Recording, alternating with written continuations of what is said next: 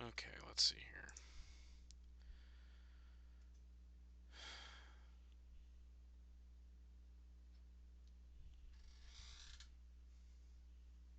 Okay, let's see here. There we go. All right. I am live. Everybody hear me okay?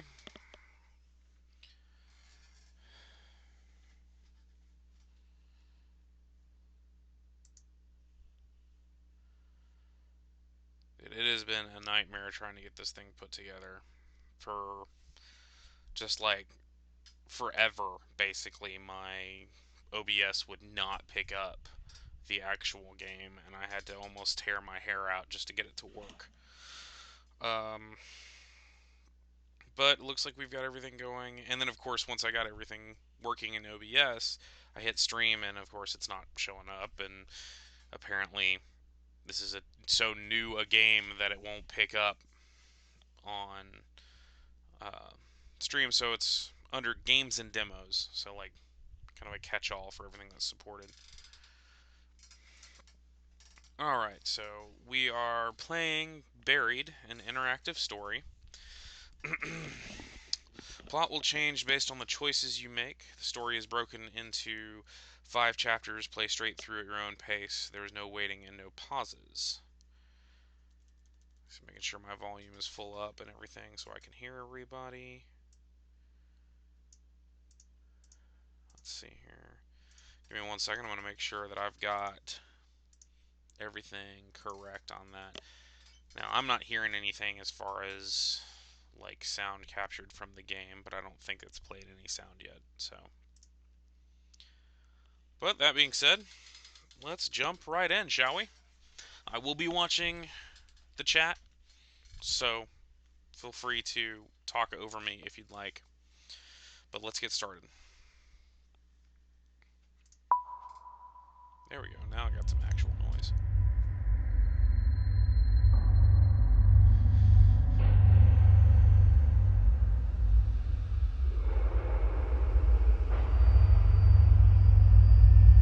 I open my eyes. The first thing I want to do is scream. Flat on my back and everything seems to hurt. The trees overhead look familiar. It's a clear night sky, almost beautiful, except for the fact that this means I've been out cold for at least 6 hours. But there's something wrong. I don't remember what, but something happened in my head. Oh God, my head hurts. And a ringing in my ears. Was there an accident? An explosion, I think. I remember Dennis screaming, but after that I can't remember. As I sit up, I notice that my hard hat has been thrown off. I look around the area, but it's not here. It feels strange to go anywhere without my hard hat, but I've got to find the other members of the crew. They could be in danger.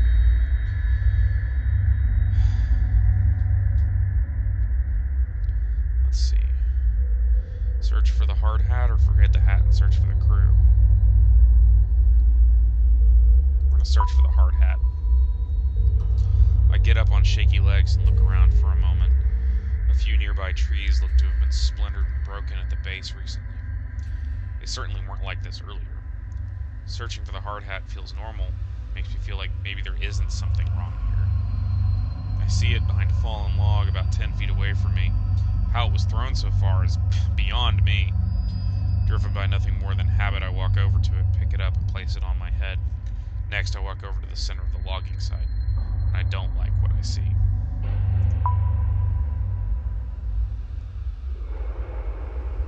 Jesus.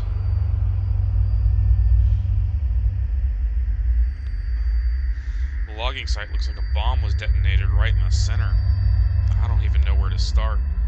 One load we had managed to stack on a truck for the day is overturned.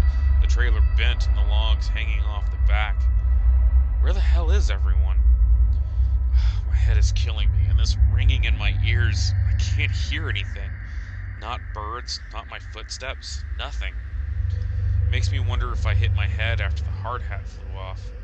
I run through a quick mental checklist to make sure my brain is still working. My name is Roger Hastings. I'm 41 years old. The year is 2017. I own a small logging company. We've been logging in this strip of Kentucky woodland for almost a month now. Okay, so my brain works. That's a relief. But it also makes me fearful because something is certainly not right here. I look around the logging site, my mind trying to figure out what had happened. Just about every piece of equipment has been overturned or tilted. Look at debris or look at truck. Look at truck. The truck, the hitch is completely broken, like it was blown off in an explosion or a really bad accident. Had there been an explosion, all of the fuel on site would have started a fire, but there's no charring, no burning, nothing. Walk through the area where Dennis has been working. From the looks of it, he'd been moving slowly. He'd only taken down 4 trees today. His metal lunchbox is open, an indicator that he'd been taking an early break. But he's not here. No one's here. Where the hell is everyone? I could try to make a call on my cell phone, but its battery is already running really low. Not that it matters, the reception is crap out here. Yell out. Hey guys, where is everyone? Tony, Dennis, Frank, Joe. But their names fall flat among the wreckage.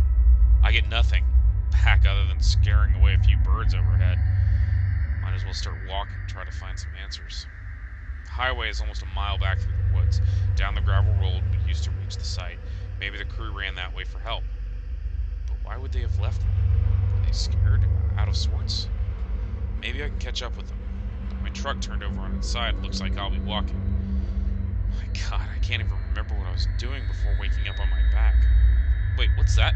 Underneath the bulldozer? Oh my God, it's a leg. It has to be either Tony or Dennis. The dozer looks unstable. It might roll some more. It might not be safe to get close, but at the same time, I can't just leave him there. Go look. Hey, I yell, are you okay? Are you alive? Holding onto my hat, I skip over the wrecked equipment and stray logs to get closer. I can see a bit more of the leg. The jeans are soaked in blood. I recognize the work boots. It's clearly Tony. His leg is bent at an impossible angle, nearly crushed flat. The closer I get, the more apparent it becomes that Tony didn't survive. Leave the body alone. Pull the body out.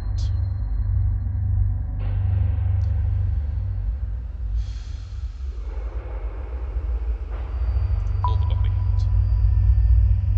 I try to pull him out, but he's not budging. That's when I see blood coating the ground under him. It's thick and fresh, so dark on the dirt that it looks black.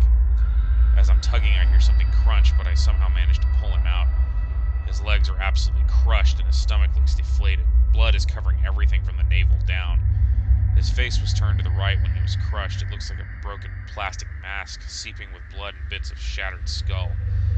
Oh my God. I can't believe this. I have to turn away. That's when I hear a deafening creaking noise, and I'm bashed in the head from behind as the bulldozer shifts lower into the ground. I roll clear and end up on my back, my eyes struggling to focus. I'm a little shaken, but thank God I'm wearing this hard hat. I quickly get up and dust myself off. I can't stay here. I have to find Dennis, Frank, and Joe.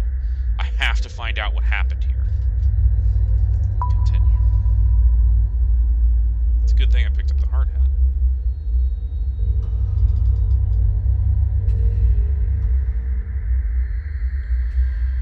As I walk through the stacks of logs from the last week or so of work, everything feels frozen.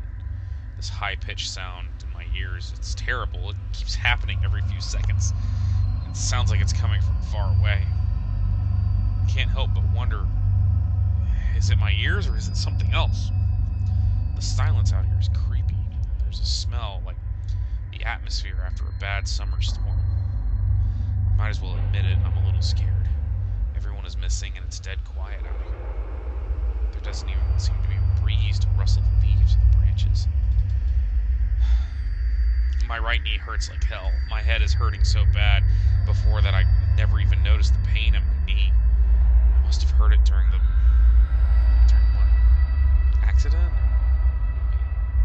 Is that Dennis? I see him sitting on the ground, motionless, about 30 feet away. Out. Dennis! I yell. Dennis, can you hear me? Dennis lets out a shout like someone waking from a nightmare, but he looks back at me from the ground. Yeah, Roger, I hear you, he hollers back as I head over to him. Dennis is built like a wrestler and has the tough personality to match, but in this moment he looks disoriented and even a little anxious. Though I'm glad to see him, the fear is usually on his usually confident face is alarming. "What the hell happened? What's going on?" he asks me. "I don't know. The crew is missing." "Missing?" Dennis says. "Where do you think they went?" "I'm not sure," I say, "but it has me plenty freaked out. Something's not right here." Still sitting on the ground, he looks around the woods as if he's just now understanding the severity of the situation. The equipment was overturned.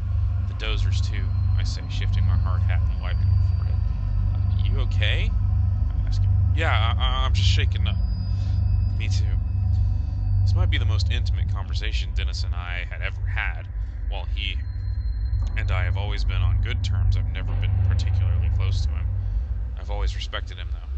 Sure, he's come to work a few times looking like he's been in a bar fight the night before, but I've also seen him do an enthusiastic impression of a dinosaur as he played with Tony's kids while they were waiting for their dad to finish up his shift. And then it hits me. Dennis and Tony were friends. Good friends. I'm not sure I want to rattle him with the news of Tony's death right now. Not before we know what's going on, but he has a right to know. Tony is dead. I was up front with Dennis about Tony. Dennis's eyes fixated on me, startled. He was crushed under the dozer, I say. Dennis pauses for a moment, like he's trying to understand what I said. His eyes narrow and his bottom lip quivers. "Shit," he says, and I can tell that he's fighting back tears. He and Tony have been tight, almost like brothers. "Hey," he adds quickly, as if trying to escape the reality of Tony's death. "Did you see that light?" "No," I say. What did you see?" "I don't even know, Roger," he says. "It was like this flare of white light. It came right up out of the ground like an explosion." "So there was an explosion," I say. "Maybe it was some equipment, or..." "This was no equipment," Dennis interrupts, agitating. "This huge ball of light came right out of the damn ground." "What did it look like?" "Like looking into the sun," he says. "It just feels like someone stabbed me in the eyes with a hot knife." "When?" "I'm not sure," he answers. "But I had finished about 10 trees for the day, and I was about to top one, and that's when it happened." "You were almost done with 10 trees?" I asked. "Yeah," he says, looking at the ground. "You know, I didn't want to take lunch break until it was done." And that's when the light blew up. "Why? Don't you believe me?" "I think you're exaggerating." I didn't quite believe Dennis's story. "You think I'm making this up? You think I got whacked in the head and started seeing things?" "No, Dennis, it's just..." "Get the hell away from me," he interrupts. "I don't need this. Get away from me!" "Dennis, come on, look. The highway is more than a mile away, and we could just be fine," he shouts. "Let's get moving. Just keep your distance." We both stand up and start heading towards the road. It isn't until we start moving that I see Dennis's wound. His right side is coated in blood, red seeping through his blue work shirt. There are spatters of it here and there, but also very large red splotches. That makes me worry. "How did you get that injury?" "What do you care?" he snaps. He clearly still resents me for not believing his whole story. But what happened to him? Maybe he's been thrown by whatever that explosion was. It's then that I notice the strange ringing noise is still filling the air. "Hey," I say, stopping. Do you hear that high-pitched ringing noise every once in a while?" Dennis looks scared. When I ask him his question, he just nods. "I thought it was just me," he says. He looks out of sorts and uncertain. I've never seen him like this. It's obvious that he's looking for some reassurance. Even though I'm his boss, there's something very unnerving about this. "We'll be okay. It's probably nothing." Let's be realistic, I tell myself. I might as well try to be empathetic. But out here in the middle of these woods, the ringing could be anything. Maybe a car alarm from through the woods or something. Still, even my passive comment seems to have reassured Dennis. He looks a bit calmer, more relaxed. We both start moving forward and don't say another word. "Did you try to call Frank?" Dennis asks. "I know he had a cell on him today." "Not yet. Luckily, I still have some battery left. I pull out my cell and call Frank, happy it didn't make that call to Dennis earlier. It rings, but he doesn't pick up. But then I hear his phone go off, behind the stack of logs. Dennis and I give each other a look. As the phone goes to voicemail, I hang up and we walk behind the logs to find Frank's phone on the ground, abandoned. We look around for Frank but find nothing, not a single trace. That's when I notice something really odd. A 10-foot wide hole in the ground right near where his phone was, but there's no stray piles of removed dirt or rocks. It's clean, smoothly dug, cutting into the earth, wide, but only for a few feet deep. It looks unnatural, like the ground was just deleted. No shovels or diggers used. Dennis walks over to it. This looks like the same kind of hole where I saw that light come out of the ground, he muses to himself. I say nothing. My mind is spinning, but I don't know what to think. We need to get out of here, Dennis mutters. And at that moment, that ringing noise carries through the forest again, sending a shiver down my spine. Dennis is right. There's something strange going on, and we might not be safe here. But that ringing sound could be a clue as to where the rest of the crew went. Ooh. Oh. Hard choice.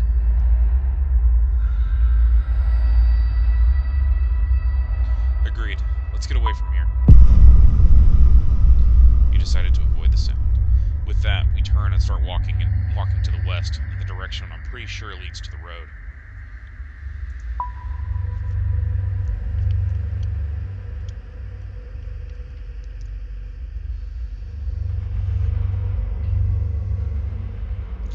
It's sort of embarrassing. I've been a logger for nearly 15 years, but I'm finding it easy to get lost in these woods. The trees are so thick in places that the moonlight doesn't even reach the ground. It's easy to get turned around. My only hope is that I can find the overgrown dirt road that'll lead us back to the highway. You sure we're headed the right way? Dennis asks. I'm pretty sure, I say. I turn to him to see that he's clearly in pain. It's at this moment that we come upon another one of those smooth holes. This one is even stranger because it's nearby. The tree also has a chunk cut out of it. The arc goes smoothly through the ground and then up through the trunk like a cartoon wrecking ball blasted through both of them. What the hell are these? Dennis whispers to himself. He takes a step down into the hole, his boots creating imperfections in the shape like footprints in the dune. Step down into it or walk around the perimeter?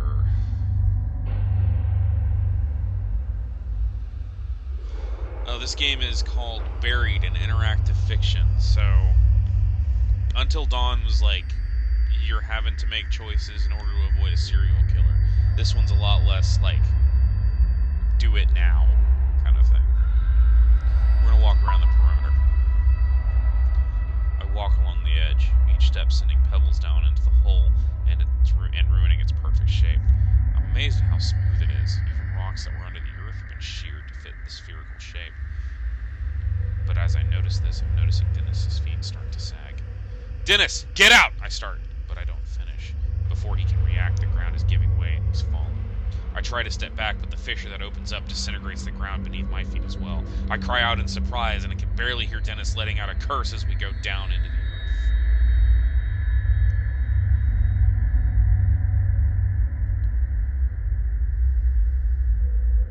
Well, let me see if I can change that a bit.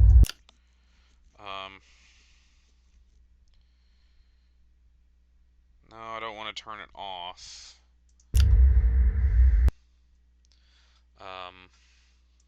My audio input is pretty much as far up as I can get there. Let me try to turn down the in-game volume.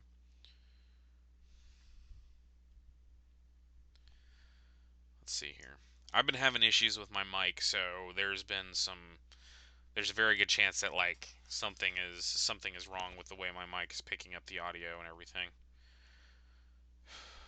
Okay.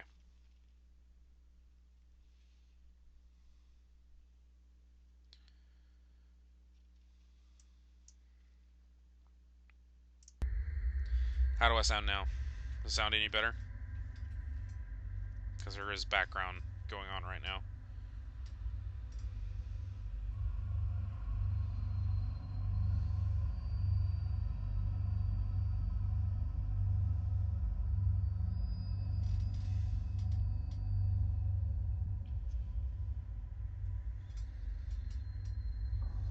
Let me know how it sounds. Testing 1, 2, syphilis. Syphilis. Okay, it's better for you, Rose? Alright. Let's go ahead and keep going. Somebody else speak up if you can't hear me. Alright, so I just got pulled into the dirt.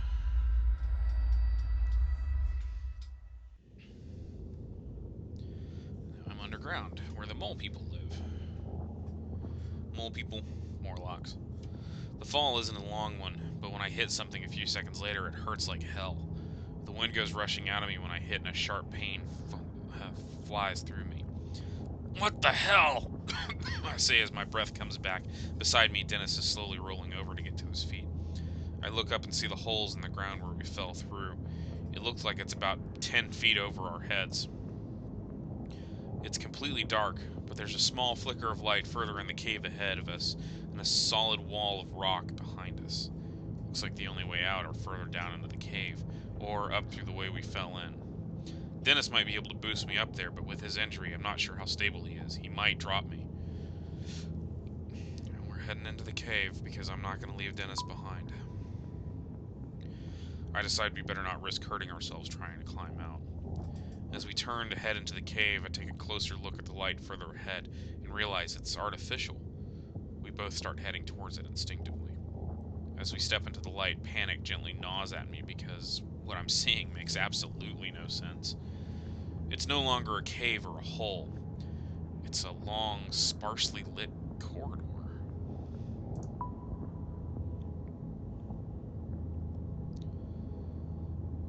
That's not creepy at all. It's a massive corridor, in fact. It seems to go on forever. This corridor is mostly dark, with emergency lights every 10 feet or so. I turn to my left and see that there's a door which appears to lead upwards to the outside, but it's locked tight. I push as hard as I can, but no luck. Dennis, help me with this, I say. He comes over and we both try to kick the door open, but it doesn't budge. For some reason, someone doesn't want people getting out of here. It looks like we're headed down the hallway. Tiptoe quietly or walk quickly?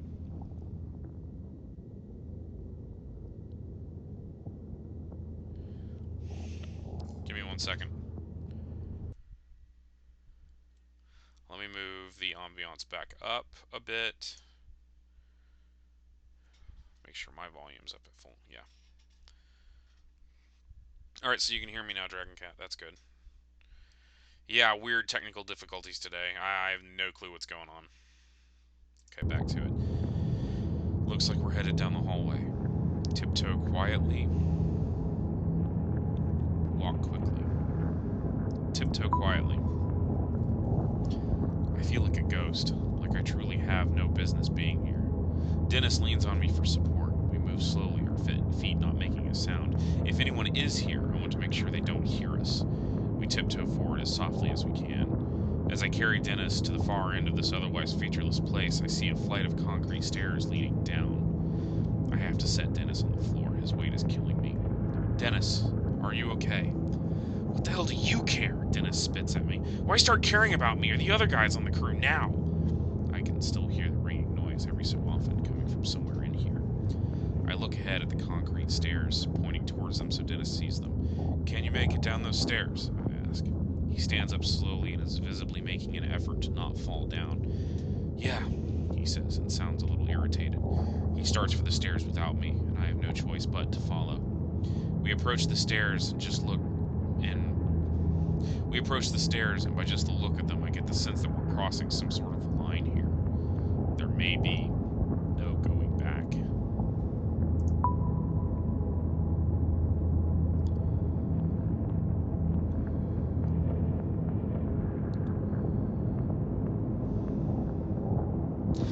As I head down the stairs, I notice that they look aged.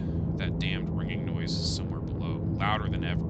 I feel like I'm walking down into the cellar of a haunted house, the light becoming scarce as the stairs take a slight turn. I can feel the temperature drop. Dennis makes it a few steps down before he's leaning on the wall. He's breathing like he just finished a marathon. Pause to give him a break. Let's take a break, I say, putting my hand towards his shoulder to help steady him. Leave me alone, he says, pushing me away. He He's still angry, but he's also scared. Something I understand. So we keep walking. Despite his animosity, Dennis clearly allows me to take the lead as we venture further down. As we do, my mind seems to lock on the unknown fate of the rest of my crew. Frank is married, and I've met his wife a few times. A nice woman with a huge laugh. My heart sags a bit when I realize I might not never get to hear him belting out classic rock tunes during lunch break. Joe. Well, I don't know too much about him. He's 22 years old and is considering community college. His folks are deadbeats, so he's been providing for himself since the age of 16 or so. Maybe I could still find them. I still get to hear Frank sing in his deep baritone voice after too many drinks. I have to make Dennis stay behind me as I stick my foot out and search for the next step. I can't help feeling like a child with a very powerful fears, and as a very powerful fear seizes me. I'm expecting a monster to reach out of the darkness and slice into my throat.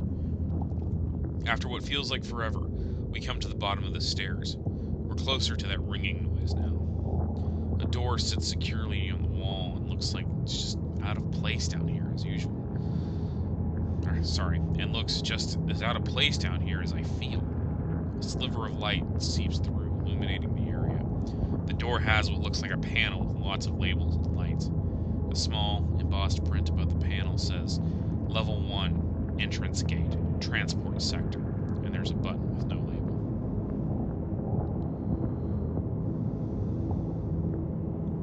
Inspect the panel. The panel looks like a diagnostic or alert system of some kind, each label meant to communicate some status. Lockdown engaged, experiment in progress, shutdown engaged. Those all appear to be off, but one of the phrases was slowly blinking red light next to it. The only powered light in this whole thing. Abnormal entity breach. What the hell? I slowly push the door open when Dennis suddenly steps in front of me, taking the lead. Let's go, he says. I want to find out what the hell this place is. As Dennis walks through, that ringing or beeping or whatever, it gets louder. The door closes behind us with a click. I can't help but notice the wobble in Dennis's step as he lets out a grunt. You sure you're healthy enough to keep going? I asked. It doesn't matter. I don't want to be in the woods right now. He seems scared. Something I've never seen before. Angry, yes. Upset, yes. But Dennis is never scared.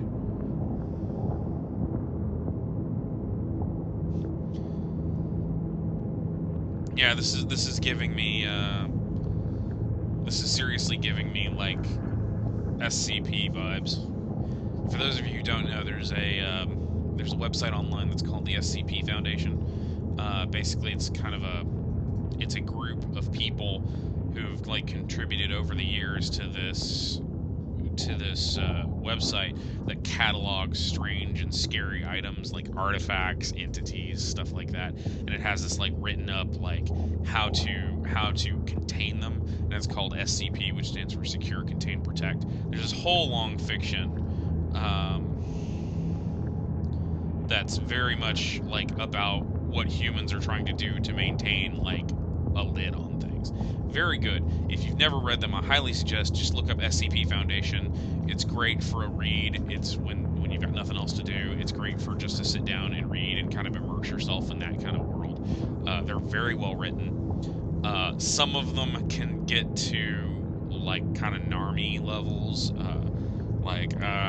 Okay, I get it. You're just trying to scare me.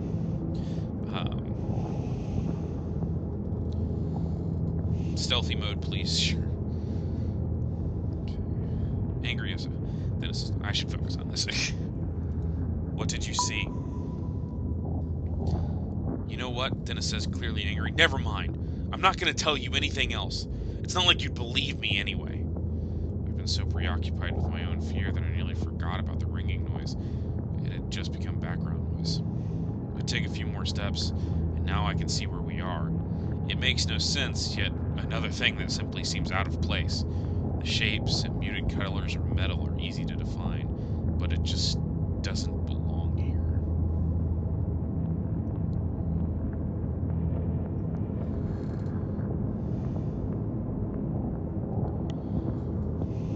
End of chapter 1. So apparently there are 5 chapters, and that's the end of the first chapter.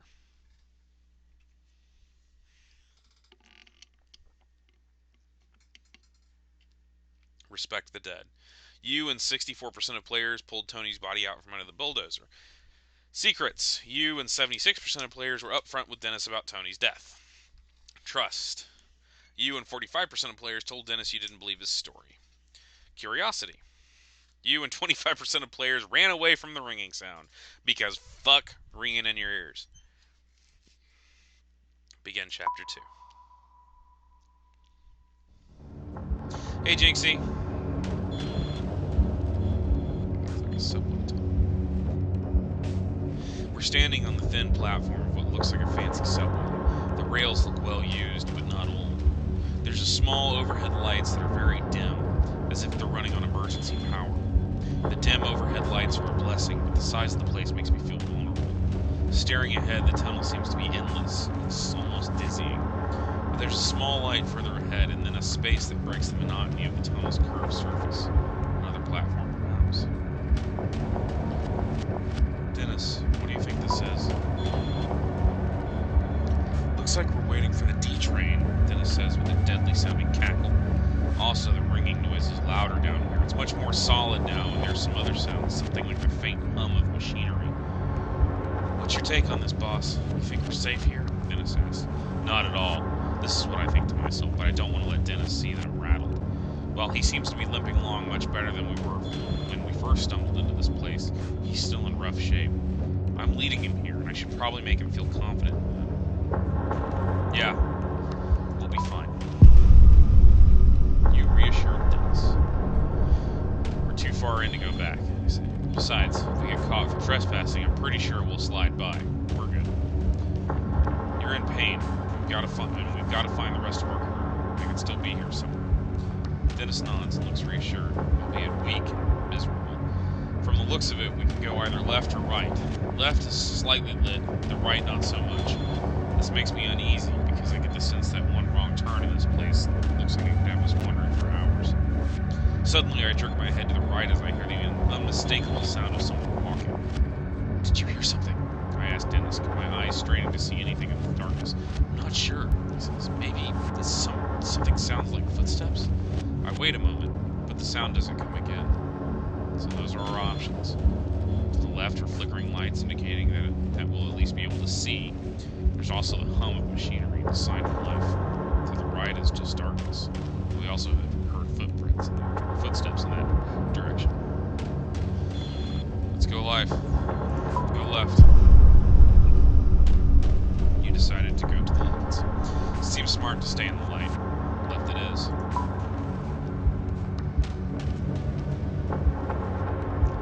Aliens.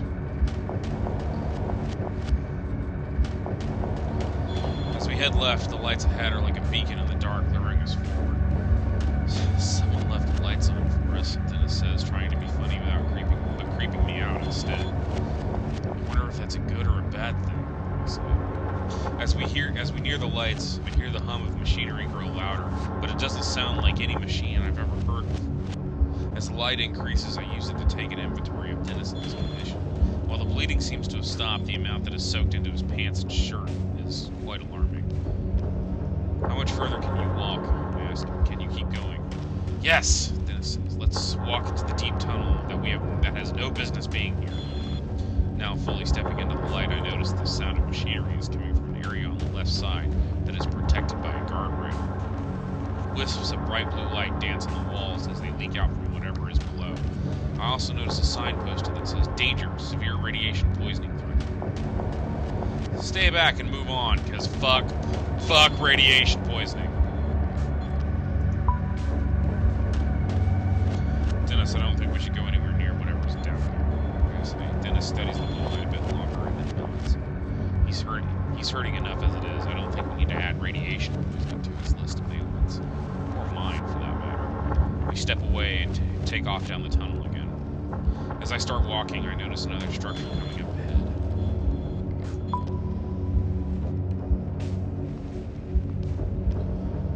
Looks like we got to another station. As we head further into the tunnel, we reach another platform. There's light coming from the platform, but like the overhead lights, they're dim, red emergency lights. I start to wonder if this explosion of the logging site caused a power outage in this place place is. The ringing noise that I originally thought was in my head is getting louder. I'm starting to think it's some sort of alarm. When we came to the large open area ahead of the tunnel, it further resembles a subway station. As much as I try to ignore the reality, it's undeniable. We have stumbled into some sort of high-tech transportation system that is buried beneath the forests of Kentucky. It makes absolutely no sense and creates an entirely new sort of fear as to what the hell we've just walked into. I notice that Dennis seems confident enough. When we reach the large opening, we have to climb over the rails and up onto the platform. I have to help Dennis over the rails, and then up the small utility ladder that is bolted to the opposite side of the travelway. When he reaches the large open area resembling a subway waiting area, he collapses on the floor and lets out a heavy breath. "You know what?" he says, exasperated. "This is ridiculous. I quit. I'm not going any further." On top of worrying about my crew and the madness of wherever we are, I'm not in the mood for Dennis to act like a baby. "It's okay. Take it easy. You can do this." I'm not one with a gash on my side, I think to myself, so I decided to cut him some slack. "Damn, boss. I'm sorry," he says. "It's okay. I don't know how you're still on your feet, if I'm being honest." "Stubbornness," he says with a weak laugh. "You need a minute to rest?" I asked as warmly as I could muster. "No. If I sit down to rest, I'm afraid I might not get back up. Let's keep going while I can still go." I reach down and help him to his feet, and then we get ourselves up onto the platform. Right in front of us, there's an entrance to a long hallway exiting the platform area. It's at this point that I realize those red emergency lights might be on for someone else who's actually supposed to be here. Stay quiet. I'm still not sure if I want to alert anyone to the fact that we're strangers in a secret place, and the thought of hearing a scream, even my own scream, in this empty place is too much to bear. The emergency lights continue to flicker overhead, casting a sick sort of pinkish light on everything. My mind is racing with what sort of place this might be. It's obviously that it's meant to be secret. And if it is supposed to be secret, and there was a power outage recently, maybe most of everyone here has been evacuated. This thought does nothing to make me feel any better as we walk towards the platform.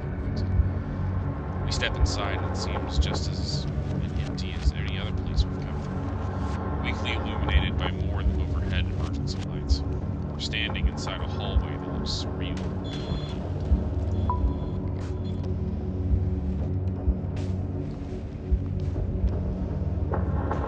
Nope, not real weird at all, Rose. I play tabletop RPGs by candlelight. The hallway reminds me of a hospital, but there's something not quite right about it. It's the first clean and tidy area I've seen since coming into the woods. It looks like it was recently in use, despite the damn emergency lighting overhead. There are chairs against the walls and the floor, and the floor looks well cleaned, as do the walls themselves. The ringing noise is definitely coming from here, and a small flashing red light along the ceiling seems to flash along with it. That ringing noise is an alarm, I say, if only to confirm my own thought. But for what? Dennis asks. And then he asks the questions that have been on my mind since we fell in that hole. What the hell is this place? We exchange a look that speaks volumes. We reach the end of the hallway and hear a sound like a large metallic grinding. This is followed by a clicking noise and the unmistakable noise of a generator kicking.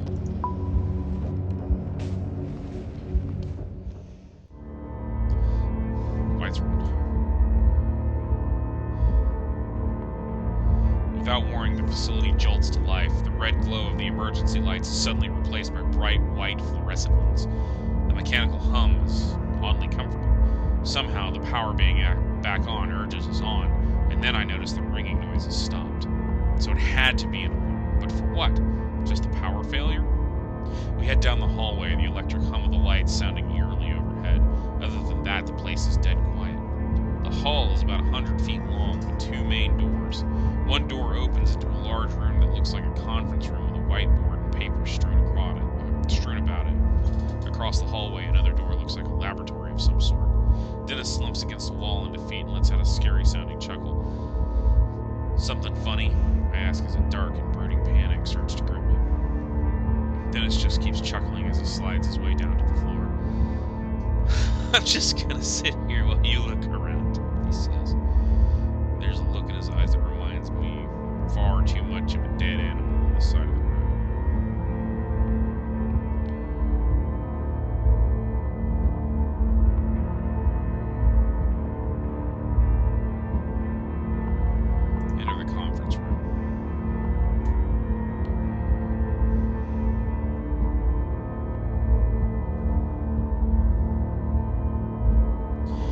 large table sits in the middle of the room, lined with a series of chairs. It looks like something straight out of a showroom. A well-lit whiteboard hangs on the wall, and there are scattered papers on the desk. Look at the whiteboard. A few things are scribbled on the whiteboard, mostly formulas and names. But there are some things that are easy to understand. Things that make my blood go cold. Subject 6, cause of death, embolism or aneurysm. Both. Ideas for new delivery modes, spherical liquid, induced comatose state first, Therical or Co, equal impossible plutonium supply. Look at the papers on the table. Most of the papers and printouts have codes and equations that go way over my head, but there are also some handwritten notes that don't make me feel any better about our situation. I read through them and see scrawled notes that say things like, last experiment failed, overdose before transport, levels indicate cellular catabolism, more lead shielding in export suits, measurements make no sense, let Barksdale know about possible Higgs field fix. Outside in the hallway I hear Dennis grunting. I head out of the room to see him still seated on the floor, but I don't get very far, because as I exit a man comes rushing around the corner with an automatic rifle in his hand.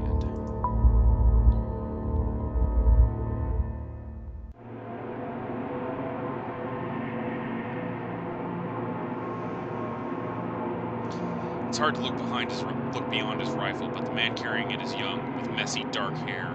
His skin is so pale that I wonder if maybe he lives down here. He has the look of the guy who's been cooped up for a little too long, and he doesn't seem like the kind of person I'd trust with a gun in a stressful situation. He sees us in the doorway. He screams and brings his gun up. It's aimed directly at my head. Put hands in the air. I put my hands in the air, surprised at how natural it feels to go into this surrendered state. Maybe it's because this feels like a dream. Maybe it's because I feel like I'll snap awake if the maniac pulls the trigger. Who are you and how did you get here? The man asks harshly. Before he can answer, he continues speaking. I don't recognize you. If you're here, you would have had to sneak by the security mics in the entrance hall. What? I ask, unable to think of anything else to say. Who are you? The man said. Did you do this? The man eyes us both, and I see something in his eyes that unsettles me. He is scared, but there's something else. Just loggers. His eyes look different for a minute, and then he says, Bullshit! But for some reason, I'm pretty sure he knows I'm telling the truth. Someone knocked the power out, the man says. It's back on now, but if it was out long enough, well, we're in a heap of trouble. Was it you? Who sent you? Look, we don't know what you're talking about, Dennis says. Something happened out in the woods. Are you alone? Are there others with you? The armed man asks, thrusting the gun in my face. How the hell did we get in this situation? I think to myself. If we hadn't fallen into that hole, we wouldn't be here. I'm not really sure if we want to be giving this guy information. We don't know anything about it. Then again, he might have answers.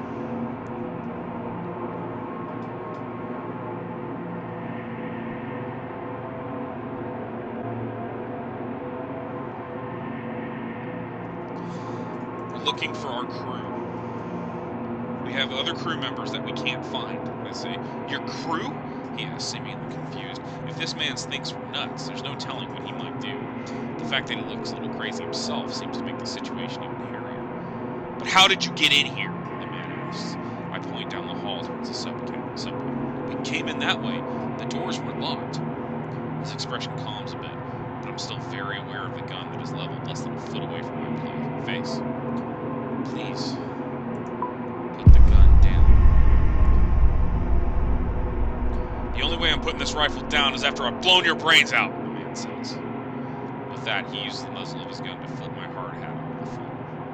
It's a childish move, a playground tactic at best, but it's sufficient to show me that he knows he's in control now. And then he levels the rifle at Dennis, and I only assume it's because his wounds make him appear to be the weaker of us. The man takes a shaky step forward. Dennis looks back and forth between the barrel of the gun and me, his eyes pleading for help. Step between Dennis and the gun.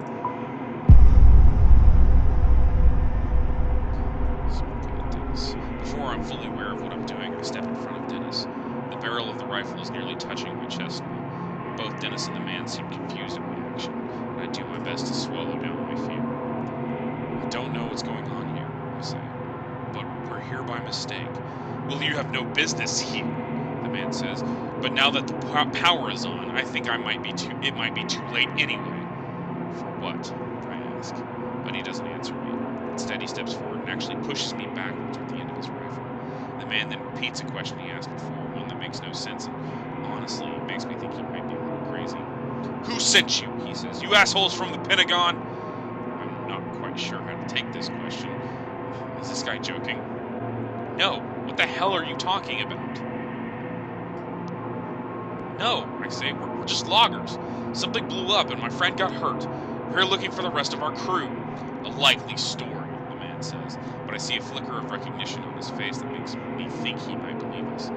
Still, his grip on that gun is as tight as ever. The look on his face makes me think he'll shoot me any moment. You both just stand still. Sooner or later, someone will come along and I'll turn you.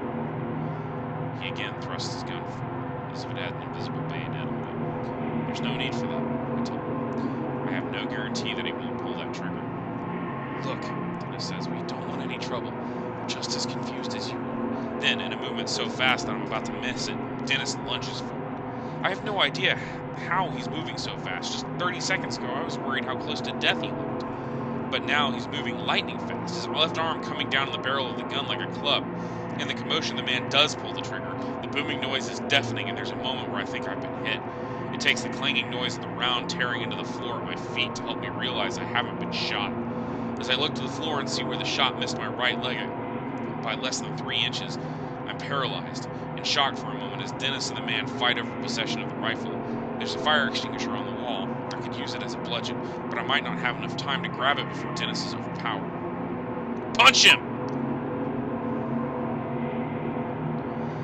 Dennis is the man pinned to the floor, but isn't strong enough to keep him down. As I fall to the floor to help, the barrel of the rifle swings right in front of my face, a reminder how close I had come to being shot. On my knees now, I deliver a hard, stiff punch to the man's face. I don't punch someone often. Never, really. I'm not usually the brawling type. Still, it is apparently effective. The man's head snaps back hard and his grip on the gun loosens. Dennis grabs the gun and falls to the floor, clearly winded and in pain. Our attacker is immobilized, and I can feel a shift in the situation. Yet, although he is basically harmless now, I feel the need to pummel him, a desire that builds with each second as I look at him. Stand up and step back. You took it easy on the man. He's definitely out now, no threat. At least that's what I think. But he surprises me at the mustering up one swift kick in my direction, connecting with my forehead. My eyelid swells to the size of a grape almost immediately. It seems like this last attack was more to spite me than to defend himself. I stumble back and ready myself for another round of blows, but he just slouches onto the floor. He's done. Dennis instantly hands the rifle over to me, and I take it with shaking hands. Can't believe you stepped between me and that gun, Dennis says. He could have killed you. I was pretty sure he would, I say, although I had known no such thing. Still, thanks, man. That was some heroic stuff. You would have done the same, right? Dennis says nothing. His eyes look to the floor. What do we do now, boss? Dennis asks. We've come this far and I want answers. I sense that Dennis does too. I walk over and pick up my hard hat off the floor. After placing it on my head, I turn towards the man. We get answers from this guy. No answers, the man says. I don't have any. Next time I won't just hit you, I say, punching the rifle towards him. Now, get up. He obeys quickly, but his legs are wobbly, and he leans against the wall for support. I can feel my swollen eyelid from where he kicked me earlier. I just hope it doesn't get so bad that it affects my sight. Okay, let's move, I say, pointing the gun further down the hallway. We've come this far, and I'm not going to let this guy stop us. We walk down the hallway until we come to the end. A single elevator waits for us, its steel sliding doors larger than a normal elevator.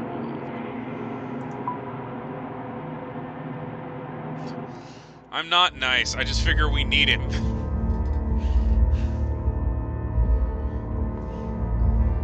Before I get to the elevator with the guy, I think it's wise to learn a bit more about him. I can tell it's making him uncomfortable for me to have the gun. What's your name? I ask. Marcus. You work here? It's clear that he doesn't want to answer, but he gives us a little nod. We're looking for the rest of our crew. Any idea where they might be? I ask. No, he says curtly, not bothering to elaborate. There's got to be some useful info we can get out of this guy. I just need to know how to dig for him. I need a first aid kit for my friend here, I say. Where Down on the second floor, he says, but we can't go down there. What's on level 2? He gives me a look like I'm an idiot. You must be aware you're inside a classified government facility, he says. It makes sense, but I want to doubt it. Well, I'm sure our government will want you to help save my friend, so take me to the first aid kit. I can't, he says. You don't have clearance. Hell, I barely have clearance. Then, seemingly to himself, he mutters, I make this place run. And not even a thank you, just a bunch of restricted access rooms that I'm only allowed to go to with a fricking chaperone. I interrupt his monologue. We're going to get that first aid kit. I could lose my job, he says. I wonder for a moment what kind of trouble I could get in for hitting a government employee. This makes me glad I took it easy on him. Then again, he did come at us with a rifle. Makes me think that the things have gone terribly wrong in this place. And the explosion in the woods, or whatever the hell had happened, might be linked to it all. I need to convince him to take us to the second floor, but I'm not sure if it would be more productive to threaten him or to ask for sympathy. Ask for help. Look, I say, it hasn't been the best day. We're just trying to find out what's going on, to find our crew, to survive. I know this isn't a normal situation down here, and it looks like all your protocols have been blown to hell. Can you help us out? He looks at me sternly, weighing his options. Okay, he says. Thank you, I say. With an untrusting stare, Marcus walks to the elevator door, approaching a small keypad by the doors. He punches in a numerical code for the keypad, and we can hear a slight mechanical hum behind the steel doors. After a few seconds of angry glances and frightened sneers from Marcus, the elevator arrives. The steel doors slide open with a whisper, revealing the interior.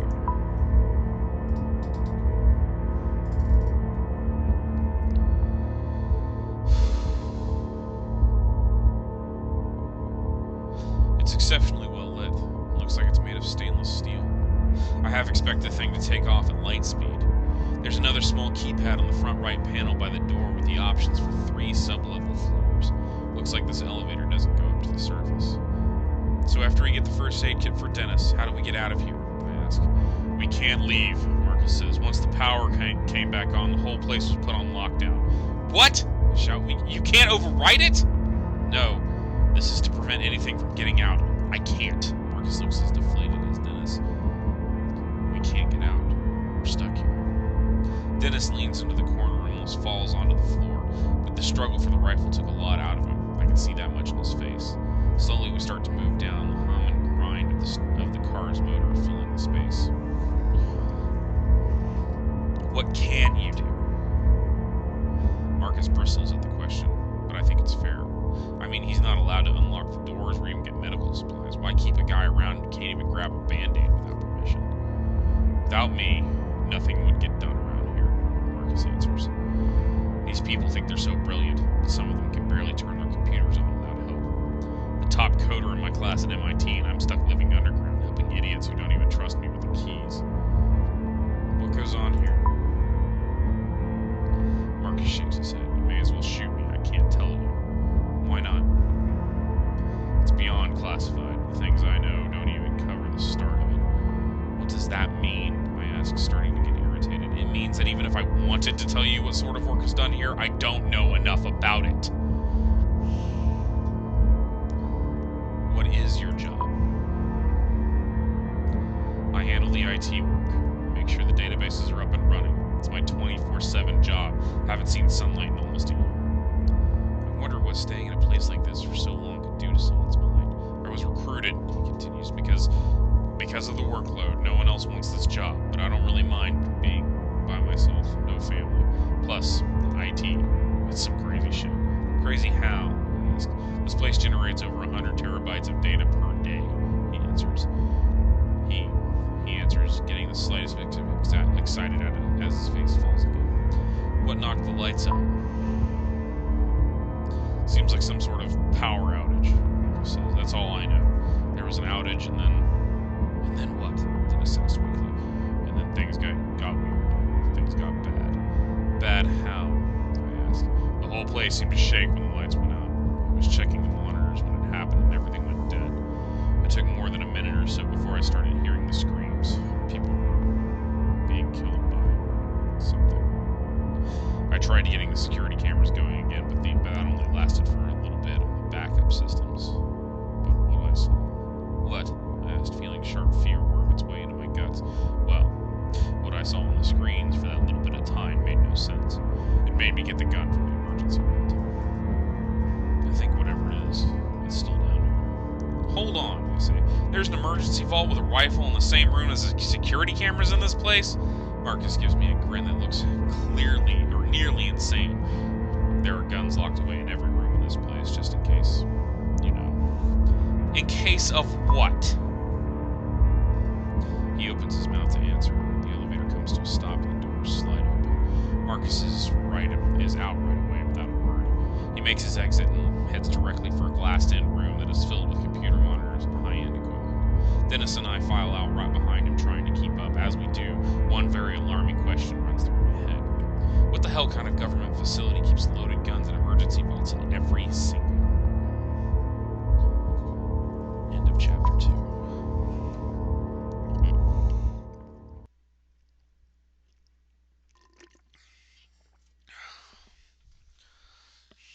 Yes, he can get a gun, but not a Band-Aid. 39% of players obeyed the warning sign and stayed away from the glow. You and 64% of players stepped in front of the gun for Dennis to protect him from Marcus. You and 65% of players were easy on Marcus after he surrendered.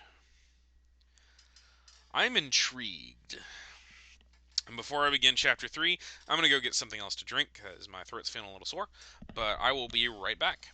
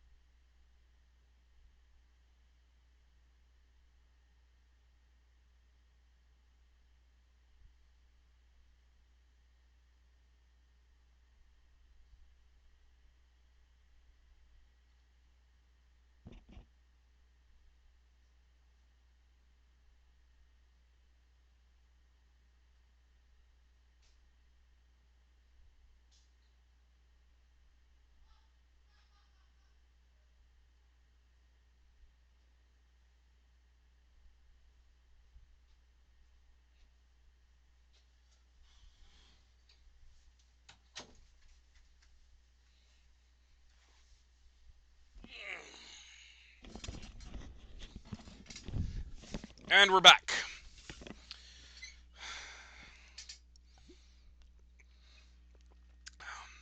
Trying something a little new. Cappuccino Oatmeal Stout from Blue Moon. It's a little bitter, but it definitely has like the sweet kind of coffee flavor. Alright, shall we continue? Begin chapter 3.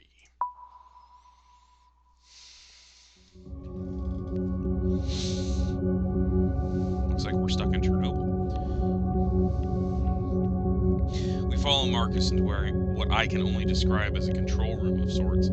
There are countless computer screens, some of which are obviously coming back on from having been shut off. Everything looks extremely complicated, from screens filled with code and data, what is obviously a security system. It reminds me of a miniaturized version of the Operations Center in just about every space travel movie I've ever seen. Marcus is running from one screen to another, apparently looking for some pertinent bit of information. "Where's the first aid kit?" I snap at him. Marcus stops in his tracks as if he's forgotten the whole reason for bringing us down here. "Oh yeah," he says, rushing to the far left side of the room. There, he hunkers down in an open panel on the wall, what I assume is emergency fall from where he got the rifle. Look at the computer monitors.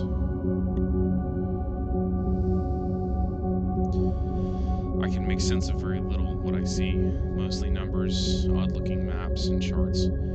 Altogether, they show what I assume to be the working, beating heart of the peculiar facility that Dennis and I have stumbled into. Aside from the charts, there are scrolling numbers running along the bottom of the screen. Some are temperature readings, but that's all I can tell for sure. I see one screen in particular that I assume would mean bad news for anyone using these monitors for work. "Failure. Trial 142B. Aborted. Error 4532-5. Danger. Anomaly detected." Marcus finally pulls out the first aid kit and turns around. When I look back to the monitor, back to motion Dennis over, he's paler than ever. "Come on," I tell him, but he's not moving from his place on the floor where he sits against the wall. I slide the first aid kit over to him and go scrambling to his side. Between the struggle for the rifle upstairs and arriving in this room, he's faded fast. I struggle to lift his shirt up over his shoulders as the dried blood holds it in place. The mere act causes him to grimace. "This might hurt, Dennis." He only nods. He doesn't seem to care. "Rip the band-aid off quickly."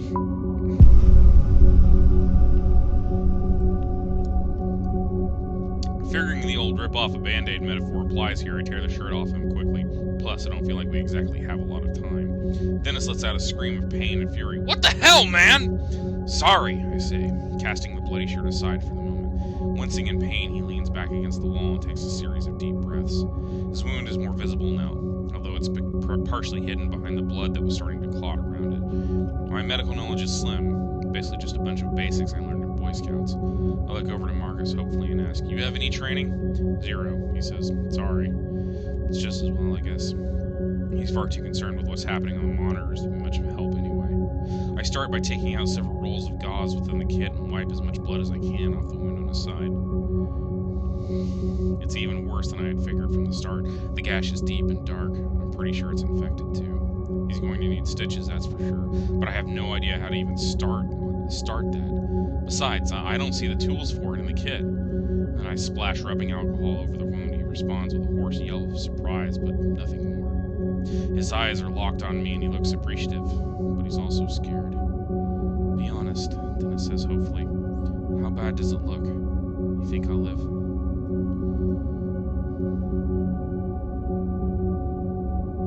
"You'll be fine. No problem." "Good to know," he says, "because I sure don't feel like that." "You've been through hell," I say. "I think it feels worse than it actually looks." "Thanks. That's a relief." "I won't lie. You're going to have a scar," I say, trying to be funny. He chuckles a bit, but there's no humor in it. He rests his head against the wall and closes his eyes as I finish up. I place one layer of gauze against the wound and bind it with medical tape, and then I reinforce it with a second layer. I know it's meager, but it's all I can do. "Thanks, Roger," he says, actually managing to force out a smile. "I feel a lot better. I think I'll be fine." I'm not so sure about that, but I'm glad I was able to encourage him. I look back at Marcus, and he's looking back at us, deep in thought. My eye is starting to really swell up from where he kicked me earlier. Maybe I shouldn't have let him off so easy. "Are these first aid kits all you have in this facility?" I ask him. "If there's something better, I don't know about it," he asks. I notice that his defensive posture is no longer there. Something is different now, just a slight change in his demeanor. He's seen something on those monitors that has him frightened, more than he already was before. "What is it?" I ask. "What's wrong?" His eyes travel around the room, and it's obvious that he's trying to decide whether or not to tell me the truth. Get up and look at the monitors. Rather than wait for him, I get up and scan the screens behind him, seeing if I can find any clues that I missed moments ago. After a few moments, I see things that even I can comprehend, hidden in the complex information on most of those screens. On one screen, what looks like a power meter is slowly climbing upwards. A single message is flashing beneath it. It reads, "Unexpected power failure for an entity." Another message trickling along the bottom of the black screen says, "Safety locks on. Level 3 containment doors engaged. Override." I still see scenes on a few other screens that I assume are security cameras showing hallways and passages from elsewhere in the facility. One of them shows the first level hallway we ran just minutes ago. Another shows a hallway I don't recognize. The floor is covered in blood. From just off the screen, I think I might see a human body, but it's bent in an impossible way. It looks like the body's legs and torso have somehow been merged or melted into the floor. What's wrong with the systems? This place is full of backups for its backups, Marcus says. It's not ever supposed to suffer a full electrical shutdown. What does foreign entity mean? I ask, hoping he has a sane answer. I have no idea. That keeps coming on and off. Whatever it is, it keeps entering and exiting to set off the sensors. What the hell? I ask. There's something still happening? We're still in danger? He turns away, clearly fearing he has already said too much. And as bad as it is, there's a scene on the other monitor that makes my blood go cold and my fear spike to levels somewhere near terror. The scene is very familiar. It's the logging site. The equipment is unmistakably mine. I can even see my truck. Something like fury starts to rise in my guts, momentarily pushing aside the fear. For a moment I consider just tearing into him, a few punches and a shove against the wall. Nothing more. I want answers, and I want them now. But I'm not sure which would provide more answers, asking calmly or kicking his ass. Question him calmly. Could you please explain to me why you've been spying on my crew? My anger is prodding at me and I have to hold it back. It's near the surface, demanding a release. It's part of my job, mine and a few others. Your crew has been watched ever since you set up your equipment. Why? Because you're working with heavy equipment, some of which digs into the ground, less than a mile from a secret government facility. I had no idea of that, I say. How could I have known? Marcus gives me the same crooked, trembling smile that's beginning to creep me out. Because those things would draw attention to this place, he says. You have no idea how secretive this facility is. Besides, I know what the higher-ups looked into you. Your site isn't on government land. It's shy by about 300 yards. Every piece of your equipment is on private property. The timber tract you purchased from Mr. Gladstone 2 months ago. So, even if we wanted to intervene and keep your crew away, we couldn't have without stirring up a fuss. The fact that someone with such a low-level clearance knows this much about my logging crew is unnerving. If you've been watching us, why didn't you recognize us when we met in the hallway? I asked. He shakes his head and exhales, like it's obvious. Cameras have a bird's eye view. I can't see faces. We just track bodies and names. So where the hell is my crew? Look, Marcus says, of all of you were on site as usual before the incident. It had been a few hours since I checked though. I can see he's starting to get rattled by this interrogation. He continues with his eyes fixed on the keyboard. They might have come near the facility, or maybe not, I don't know. I'd tell you if I did, okay? Well, are they inside the facility? You have cameras everywhere, right? Look for them! Marcus puts his hands up defensively. I've been looking all over and I haven't seen your crew. But, he adds, the lower levels don't have any cameras. Classified. I'm not sure how they would have gotten there, but it's a possibility. I'm still shocked that we're being watched. Do they know everything about us? I'm telling you, Marcus said, the depth of influence on this facility goes deep. There are 36 employees down here. Outside of those employees, only 5 other people know that this place exists. What the hell goes on here? He doesn't even pause to consider if he should go any further. He actually laughs when he gives me the answer. Honestly, I don't know everything. Probably very little. But what I do know is that it's more than Black Ops. What does that mean? There are scientists here who have been disowned by their own governments because of the nature of their work. You get it now? I don't. Not at all. But I don't want him to know that. You said there are 36 employees, I say. Where are they now? He shakes his head. As far as I know, everyone else is gone. Gone where? He points to the screen and still informs of the unexpected power failure, and he cringes. If this power failure was not corrected in time, there's no telling. But they're here in the facility, somewhere, right? I ask, hoping someone will be able to help Dennis better than I can. I just don't know, Marcus says. They could be anywhere. Look, I say, furious with the way he's talking in riddles. I don't... Oh, God. I look over to him and see, and he looks as pale as a ghost. He stood up and his eyes are locked on the monitor closest to him. What? I ask. He simply points to the monitor and looks away. I look at the monitor and see the logging site, but more specifically, I see the overturned dozer and Tony's crushed body several feet away from it where I'd pulled him out. Tony. The fact of his death seems abstract, almost like it happened in some other world or a very long time ago. I know that you already told me he was gone, Dennis whispers, but it's different actually seeing him.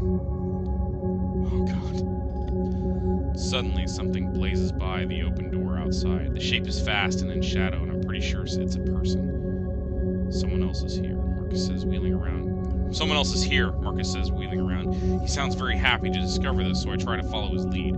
If something bad happened to this facility, then surely the sight of another survivor is a good thing, right? We should check this out, he says. I realize this isn't the best moment to leave Dennis after revisiting Tony's death and over again. Someone just ran by the door, I tell him. Hopefully it's someone who can help us. You gonna be okay?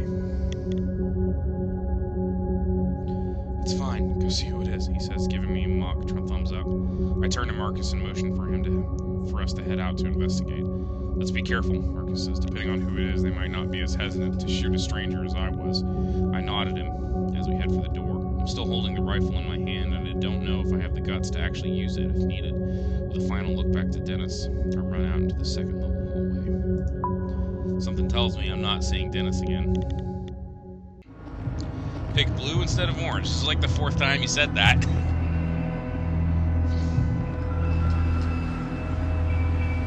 Marcus follows. There's still fear in his eyes, but also the slightest glimmer of hope. That hope is contagious. We take off after the figure that just ran past the command center. Ahead of us, the facility presents yet another long hallway. Right away, I notice that this level of the facility seems darker, even though the lights now are all on. The hallway is adorned with numbered yellow doorways and a large white panel along the walls. It's clean and well maintained, but there's something ominous about it. Up ahead, I see the fleeing motion of something dark cutting quickly to the left down a corridor. There, I say quietly, pointing up ahead. Marcus gives a nod, and we continue chasing after the person we saw blaze by the command center just moments ago. And then it occurs to me that this person could be like Marcus, who wasn't first, armed and scared. Move towards them slowly. Yes, at the very beginning, our name is Roger. Roger Harrison? Or just, it's Roger something or other. When we reach around the intersection in the hall where I'd seen the shadow moving, I ease around the corridor just in case. Sure, I have a rifle in my hands, but I don't want to use it unless I have to. I quickly dart around the corner and take the same shooting stance I've seen countless times on TV. There's a woman standing here, about 10 feet away. She has reddish blonde hair and a small, mousy build. She looks terrified and is visibly shaking. She's probably in her late 30s, wearing a lab coat with dark jeans and green Converse low tops. I have a strange sense that her fear is not just about our sudden appearance. She looks like a woman who's been running scared for a while now. Her hands are raised in surrender. She's not holding a weapon. Marcus slowly approaches, taking a few steps ahead of me. It's Amy, right? He asks. She blinks, seemingly surprised. He knows her name. Yes, she says. And you're Marcus. She nods absently and then looks to my rifle. I'm not going to use it. Now, how do I know that? She asks. You're trespassing on government property. You're trespassing on government property in the midst of a huge catastrophic event, and you have a rifle. How am I supposed to believe you? I have a friend back in the command center who needs medical attention, you say, and we're looking for the rest of our crew. I'm real sorry, but I don't know where they are, she says. Do you know what happened? he says. From the power outage? I don't know what caused it, she says, but there was an experiment taking place when the outage occurred. Something happened, and she trails off there, or here, giving me a look of distrust. I saw things on the security monitors. The experiment failed, didn't it? I don't know the specifics, Amy says. I barely escaped the 3rd floor. I was going to go to the command center to see if the security footage showed anything, but then I saw you with the gun, listening to these conversations. I'm feeling totally in the dark. What experiments? Amy looks at me, her eyes wide and terrified. Who are you anyway? She asks. I quickly give her my story. The logger stranded in the woods following a peculiar explosion at the logging site. As I tell her, recognition blooms in her eyes. You're one of the loggers? Yes. She then looks to Marcus and says, I thought they were being watched. They were, Marcus says. This was a freak accident, and there's no proof that they were responsible. I feel myself wanting to submit to all the questions that are piling up in my head, but Dennis is waiting on me. Ask for medical help from Dennis. I decide that despite my curiosity, we need to get Dennis's help as soon as humanly possible. Look, is there any medical help here to be had here or not? I ask. Probably, Amy says, but you have to find Colonel Barksdale. He knows where all of the sorts of supplies are. Where is he? Where is everyone else? I ask. At this, Amy starts to weep. She falls to her knees as if someone had struck her from behind. God, she says, some were killed and some were just, I don't know, disappeared right in front of me. Disappeared? Yes, she answers. They were there 1 second and gone the next. Just, she snaps her fingers together for effect. Gone! Something's here with us, Amy says. We were conducting an experiment and it all went horribly wrong. Something came through. Came through what? I don't even know that much. An entity, but whatever it is, it's still here somewhere, Amy responds. How could you not know? Don't you have full security access? I asked. No, I have access to almost everything, but there are 2 levels of security beyond my clearance. So, what do you suggest we do now? I asked. I'm not sure, she says, wiping her tears away, but if you want to find your crew, you need to find Barksdale. He's in charge. Where is he? Down on the 3rd level, in the hangar. Then let's go. I said, it's not that easy, Amy says, again looking at the rifle in my hands. Why not? Like I said, something came through when the power went out. There's several of them all roaming the 3rd level. What came through? All I know is that the others refer to them as entities. Amy shudders as she recalls the horrors that she's seen. I don't even know how to describe them. I didn't even get a good look, she says. All I did was run for my life. Behind me, I just heard screams. I know it's not very scientific of me, but I didn't feel like sticking around to learn. She's right, he says, stopping my train of thought. The things I saw on the monitors. It was crazy. This is insane, I bark. I'm going to the 3rd level to find this Barksdale guy. Thanks for your help. Wait, Marcus says, I'm sticking with you. If we want to get out of here, we have to find Barksdale, right? Yes, Amy says. But Barksdale's on the 3rd floor, and it's too dangerous to go back there. I figure I'll let them make their own decisions. In the meantime, I start heading back to the command center to get to Dennis. Before I get there, I hear footfalls behind me getting closer. I give Amy a questioning look as she quickly looks away, clearly to me. Neither one of you know your way around here, she says. Looking for Barksdale on your own would be suicide. Like it or not, she has a point. Fine, I said, let's get Dennis from the command center and head down together.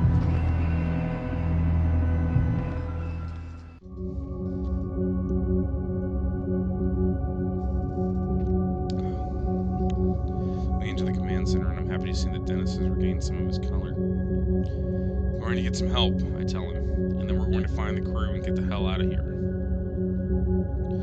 More help would be great, he says. With the way you ripped off my shirt earlier, I'm not letting you touch me again.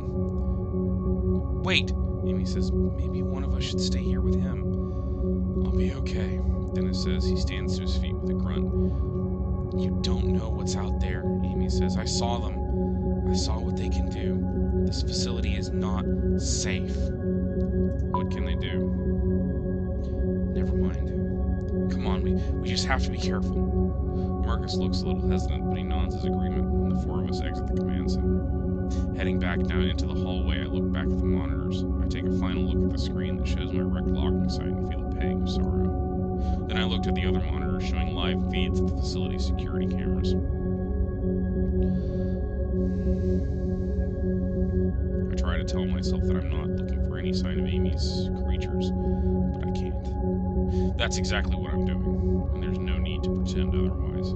We head back through the hall and towards the elevator. The tension exists between us, and it's like a physical presence. Yeah, I know that. Thanks, Rose. We step inside the elevator, and those pristine doors close. Inside the elevator, Amy seems to become much more guarded and distant from us. I want to assure her that I mean her no harm, but I'm also not going to put the rifle down. So you have a pretty high clearance in this place, right? I ask her. That's right. So what kind of experiment are you talking about? What went wrong? She starts to answer my question. I can tell that it's something of relief for her to get some of it off her chest. There's been a lot of work on a project taking place here over the last 3 years or so.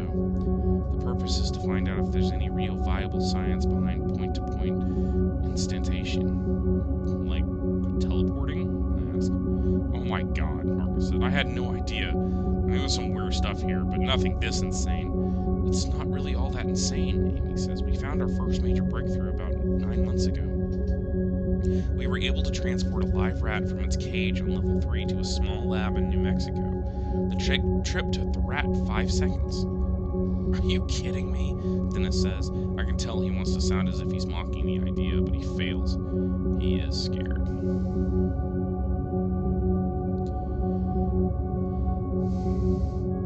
Not at all, Amy says. The problem was that when the rat arrived, its retinas were detached and its intestines were on the outside of its body.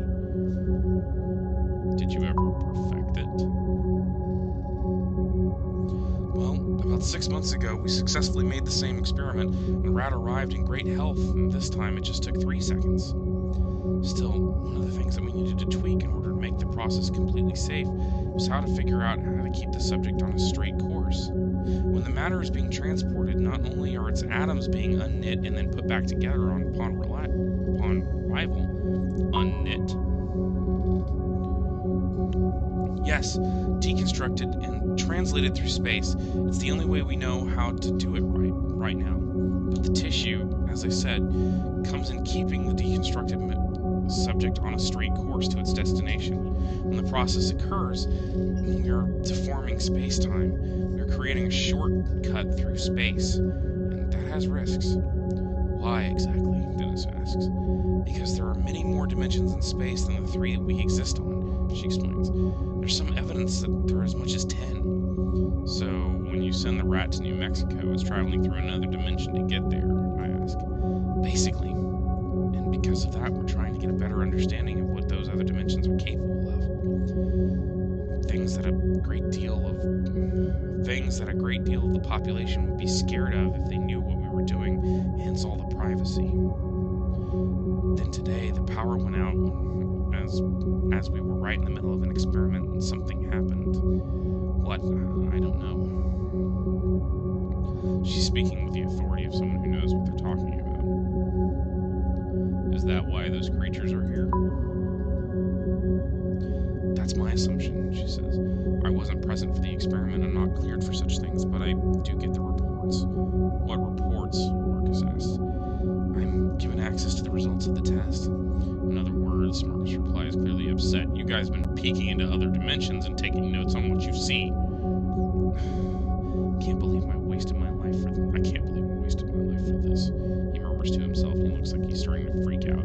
Amy is quiet. Her expression indicates that she's waiting to see how I react to it all. That's incredible. You were impressed by Amy's work. So this is like interdimensional stuff, I ask. In a way, Amy answers. Marcus, on the other hand, is incredulous. I don't want anything to do with this, he says. All this time, I've been working for... He laughs cruelly, and the sound of it makes my blood go cold for a moment. Just a single level beneath my feet. You assholes have been tearing apart space and time, Marcus continues. When the elevator doors open, I can't get out fast enough. The tension is growing way too thick for my liking.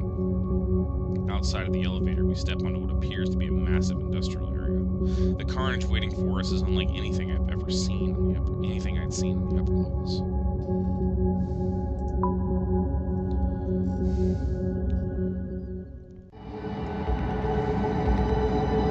Basically, it's the plot of Doom. The area looks industrial, like everything was built for utility only. But more noticeable than that is all of the blood. My God, I've never seen so much blood. Those creatures must have had a field day. Holy shit. So it's looking like a man who just woke up from a very bad dream. There are more personnel in this area when the experiment went haywire. Amy says as if the explanation makes it all better. Research you all down there had be better be worth it. So we have to get moving. We're gonna lose our nerve. Amy, let's focus. Barksdale's in the hangar. If he's still alive, yes, that's where he'll be. Then let's hurry, I say. As far as I can tell, Dennis is doing much better, but I'm beginning to retire to trying to keep my fear at bay. Between the blood on the floor, the silence at level 3, and Amy's talk to the lab rats, I'm getting pretty freaked out. Alright, I'm gonna do it. I'll go first. Stay behind me. Before we start walking ahead with me in the lead. We stop walking and we come to the remains of what look to be 3 different people. It's hard to tell how many bodies there were just because they've been torn to shreds in this story. 2 of the bodies look like they've been fused together. Another man looks to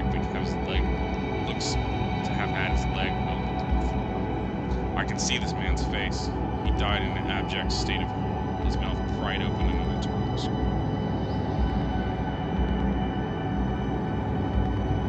I'm gonna be curious, or am I gonna say fuck it and keep moving? Enemy territory, keep moving. It's simply too much. Worse than that is the fact that I've just started our journey through level 3. If there is worse waiting up ahead, I don't think I'm going to be able to make it. Dennis steps up beside me and he speaks. His voice is soft and flat. Yeah, who could do that to someone? He asks. The things I saw. Amy answers. You can do it pretty easily, I think.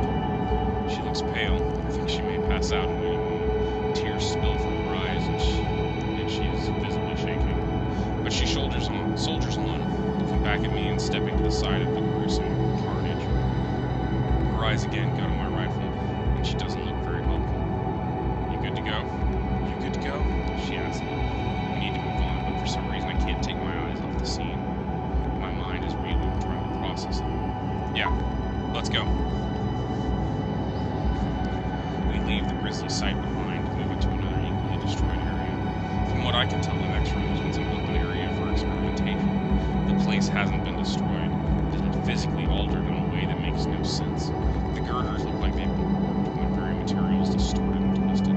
To my right, a machine has been catapulted and looks to have somehow merged with the wall rather than crashing into it. Beyond these phenomena, there is the standard violence I was expecting to see. There's limp arms sticking out from underneath the wreckage.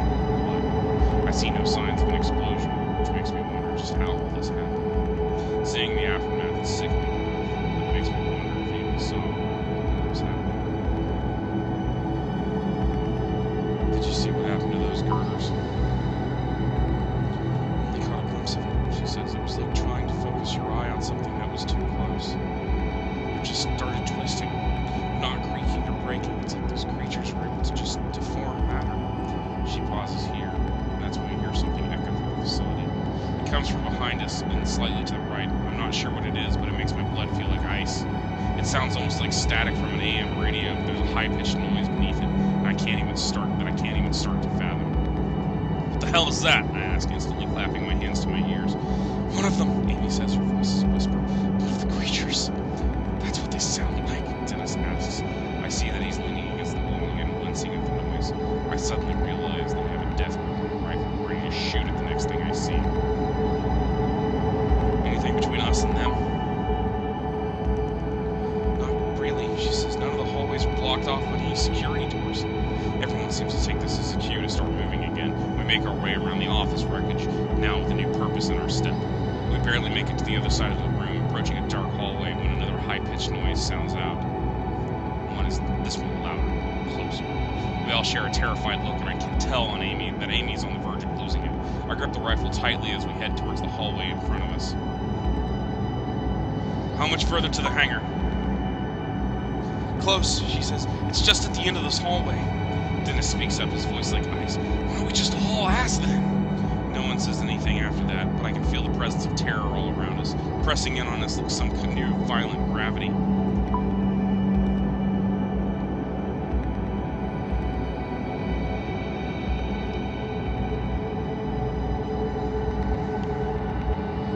Small hallway.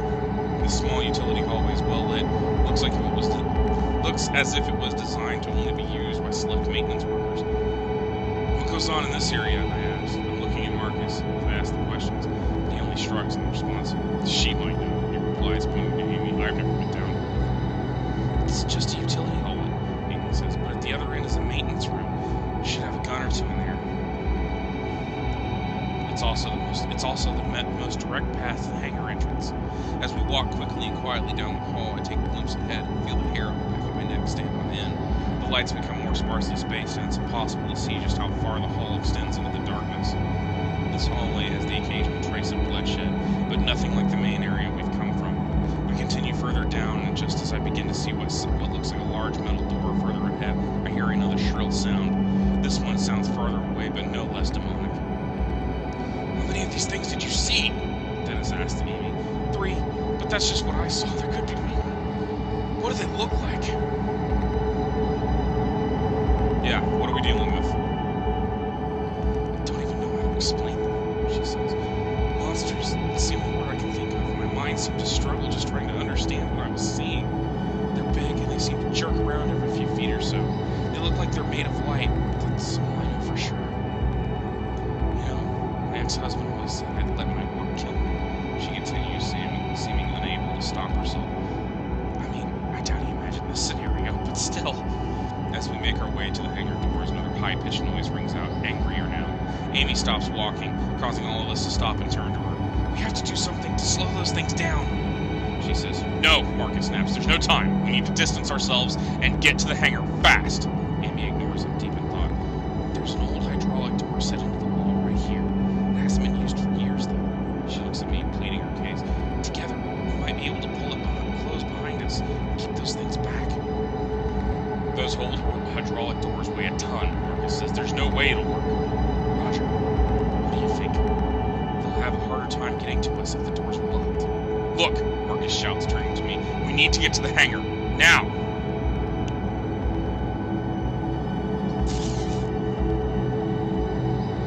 Close the doors or book it to the hangar. Close the doors or book it to the hangar. Let's stop and close the doors first. Damn it, Marcus says. We don't have time for this. Amy ignores him and starts feeling along the hallway for her. Dennis and I start looking as well. A minute passes, and then a small metal frame that runs from the door to the ceiling.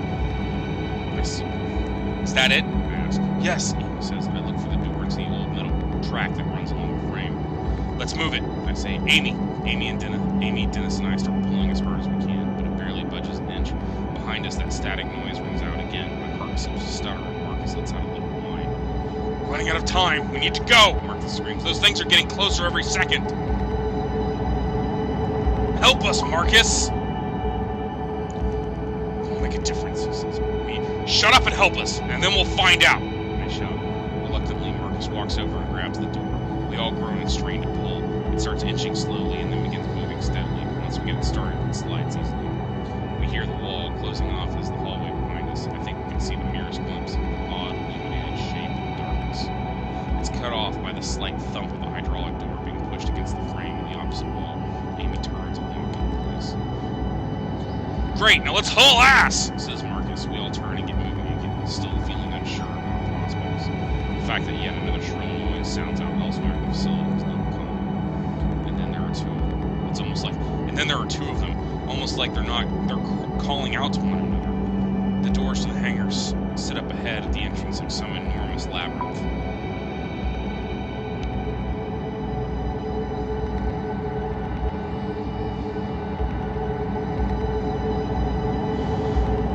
Reach the hangar doors, I get a true sense of how impenetrable they are. A computer terminal is mounted on the wall nearby and has a blinking red light. idea what this means? I ask. It's an automatic lock. A failsafe from the lockdown, says Amy. I've never been down here before, Marcus says. If I'd known this door was here, I would have opened it earlier. How? Amy asks, the fear in her voice is more present than ever. From the command center, he says. You need an override from there first. Then use this terminal to open the hangar doors. The command center on the second floor? I ask. Yeah. Amy shakes her head and lets out a nervous laugh. Are you kidding? We just pulled that hydraulic door and blocked off the hallway, remember? If we want to get into the hangar, we have to get back to the command center, Marcus says. Is there another way? Turning to Marcus, Amy replies, well, there's another elevator, but we'll need to go through the biochem storage. I need to stay with Dennis so we can rest. I say, you two go. You know your way around this place. You know the controls, Marcus. Fine. But we'll need to be armed.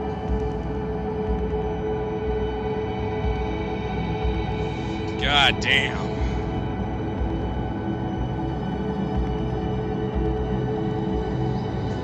Give Marcus the gun. I hand Marcus the rifle and he turns to go. Amy gives me a concerned look but follows behind him. Once Amy and Marcus make a good distance down the hallway, Dennis lets out a nervous laugh.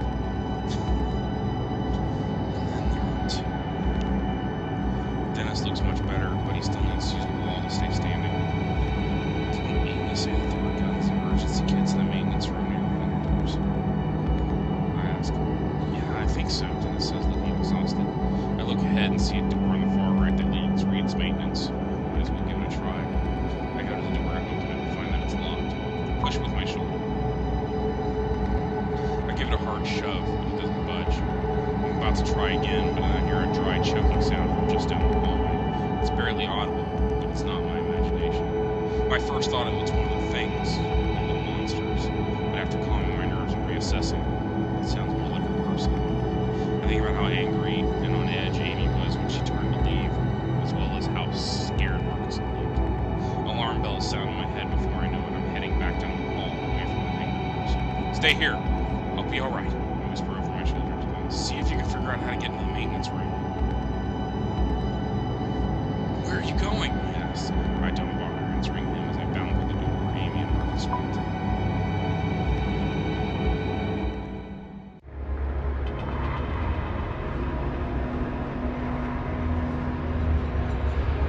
As I enter the biochem room and start walking between the massive silos, I wonder what classified chemicals could be inside of them.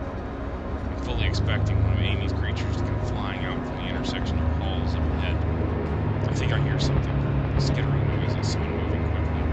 I run ahead so fast I almost trip over the two people in a life or death struggle. My mind tries to process what I'm seeing. It makes no sense, none at all.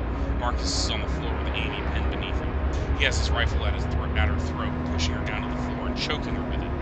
Her face is turning purple and her eyes look like they might pop out of her head. Marcus sees me coming out of the hallway, but acts as if he's just doing everything he's doing is perfectly normal. Stop him! I start rushing towards him before I really know what I'm doing. I bring my fist down in a hard arc across the bridge of his nose, and I'm recording this sick cracking sound. He cries out as he falls to the ground, looking at me as if he doesn't understand why I punched him. On the floor, Amy clutches at her neck and gasps for breath. I start to fear that I was a moment too late just as I see the rifle has been thrown across the floor. Marcus seems to know this in the exact same moment as I do. Hit Marcus! I deliver a surprisingly strong blow with my right hand, clipping his chin from my awkward position. I'm in the process of planting a knee in his chest to hold him down when his left foot comes out of nowhere, landing hard. The kick catches me squarely in the ribs, knocking the breath out of me. What the hell are you doing? By killing her, I'm saving us. All of this was her fault. I sense that he truly believes this. But what's the case when... But if that's the case, then why not just shoot her rather than strangle her with a rifle? The answer is simple. He would have heard the gunshot, and I, those things, would have kept running. He wanted to be killed quietly. And then what? I've done the same to Dennis and me? It seems fitting, really. When I first came upon Marcus, he held a gun on us. I'm so relieved to see another human being. I underestimated just how unhinged he was. Marcus and I both dive for the rifle, still laying on the floor, and I start wrestling for position. But I'm not confident I'll come away with it. As we struggle, he starts inching the muzzle of the gun towards my face, a position I do not want to be in. I start pushing back, hard. But if this thing accidentally fires, I'm not sure I'd be a perfect. I'd prefer the bullet to grip. I want the bullet to go, especially in this room full of chemical tanks.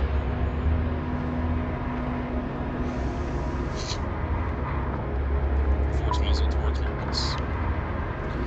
I grunt as I push the muzzle to point towards his face, realizing he is literally looking down the barrel of a gun. Marcus ducks his head out of the way. This makes him lose leverage, allowing me to yank the gun from his grip. I get to my feet quickly as I can, swinging the rifle back around on him. For a moment, I think I've knocked him out, but his eyes flutter and he looks at me as though I've betrayed him. Her people, he says. It was them that did this. She deserves to die. She did this. I look to Amy and wish I could help her. I'm relieved to see that she's engaged. She's managing to draw a few breaths. Her legs move as she tries to push herself up into a sitting position. You wouldn't know, Marcus said. You didn't work here under their secrecy. You don't know what it was like to. He surprises me by lunging towards me, leaping from the floor like a human projectile. I don't have time to aim carefully. I have to react fast. Shoot. I react before thinking. My muscles take over and my fingers squeeze the trigger. The blast is deafening as I watch Marcus fall to the floor. A terrifying thought races through my mind. If some of those things are here and they didn't know we were here before, they sure as hell know now. Marcus falls to the floor and I see right away I shot him in the shoulder. His right arm dangles loosely, already covered with blood. He roars in pain on the floor. Only after a few moments I realize that they're not purely screams of pain. The bastard is calling for those creatures to come for us. This place is evil, along with everyone involved, he wails from the floor. If you are taking our side, then you deserve to die too. If you want to stop me, you better do it. If you want to stop me, you better do it now, you coward. The rage in his eyes at Amy as well as towards me for stopping him makes me think that he'll deliver this time. To raise the rifle again, every urge in my body wanting to make sure he doesn't come back to bite us. But I'm not a violent one. I could easily not kill him. Just leave him alone. Fuck it. Kill the bastard.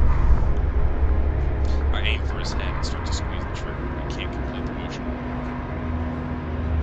I close my eyes tight and squeeze the trigger. The muzzle bursts and I hear Marcus crumple to the floor. It's not for another 10 seconds or so that I realize I'm standing still, frozen, with my eyes closed and my teeth clenched. I try to avoid looking at Marcus's body and instead look down. You okay? She nods slowly. I have to go, she says, her voice is raspy. I'll be here any minute. Too much noise. I have to hold her arm so she can get to her feet. I start forward and I think of Dennis. We should go back to the hangar doors. I say, I can't just leave Dennis there. There's no time. He says, you need to come with me to the command center. Now. Back first. I stare at Marcus's dead body for a minute, trying to comprehend the fact that my own hands caused him to die. It is a turning point in my life I will never recover from. There's no time to weigh it now. As I look at him, another high-pitched static sound rings out from the pulse. It's louder, more ferocious. Amy takes off, presumably towards the other elevator she had mentioned moments before. As we move out, I look once more at Marcus's body motionless. We start running, and after the first few strides, another noise comes out. It sounds mechanical, but at the same time, it also reminds me of recordings of bird and whale songs. The sounds of metallic creaking and crashing echoes through the door I came through. They've reached the hydraulic door we pulled, Amy says, confirming what I'm thinking. The sound grows louder as it's clear they're struggling with it, which is good. We have a bit more time. I speed up my steps to follow Amy as she leads the way to the other elevator. She's panting furiously, but she pushes on. I can hear something rattling in her breath, likely the result of Marcus's attack. This makes me imagine now how his cold, uncaring eyes must have looked, staring down at her as he tried to deliver her to death. How she is still forging on is beyond me. I'm sorry about Marcus. It's not your fault, she interrupts. When you handed him the gun, you didn't know he would use it on me. I just hope we can find a way to survive this mess. We'll be fine. Don't worry. I'm not so sure, she says, her eyes fixated straight ahead. I'm not sure I can blame her. I just wanted to say something encouraging. We finally come to the elevator at the end of the row of silos. The elevator doors slide open slowly. At that moment, we hear something behind us, a strangled sort of whistling sound. We step inside and turn around to face the biochem room. Thankfully, we've been given a few moments to spare. The elevator doors remain open for 3 seconds before they start to slide close again. In those 3 seconds, I see a large shape floating towards us. A phosphorescent-like white glow outlines an impossible shape. Behind it, I see another shape that's also entered the biochem room, and another. The third one breaks away from the other two. Taking a quick right, it moves with eerie speed. They're heading in the direction of Marcus's body. Honestly, the thought of them feasting on his corpse doesn't bother me in the slightest. Amy is pressing the button to close the elevator doors over and over, but they stay open for what seems like an eternity. I curse whoever designed these damn doors. I stand in the doorway ready to shoot. I can't go anywhere, I figure. No use in hiding. I take a step and stand firm in the doorway. In the elevator doorway, I hold the rifle steady, ready to fire, and that's when I see them in a clear light for the first time. I can see their features, their shape, and their colors, but my mind can't quite process it all.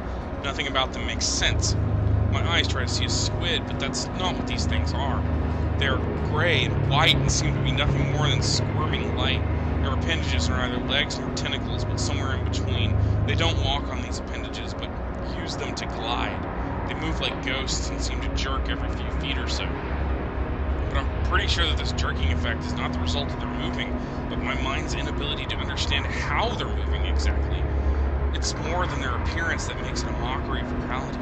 The light around them seems to bend inward as if the shape within the room has to reshape itself just for their existence. That peculiar effect in the air makes their movements seem like something moving underwater, only faster. They screech in unison as they rush towards the elevator. They'll be inside here in another few seconds. I check the rifle and see that my ammo is diminishing. I have to start saving my shots if I'm going to be choosy. Question. Don't shoot, save ammo. Can't be for certain my bullets don't. They keep advancing even though I know the doors may not close in time. I manage to keep my cool and avoid firing off any more rounds. My finger itches to pull the trigger, but I resist. I'm not even sure if a gun would affect them. Finally, the elevator door closes. The creature wash against the other side of the door, making an electrical noise and crying out in anger. The tips of their spider-like appendages poke through the wall and elevator door, but for some reason they can't get in all the way. Amy screams at this and curls up into a ball in the far corner of the elevator, crying. I say nothing to her and just cling to the rifle, hoping those creatures don't find Dennis as he waits by the hangar doors where I left him. For his sake and ours, we need to get them open. End of Chapter 3!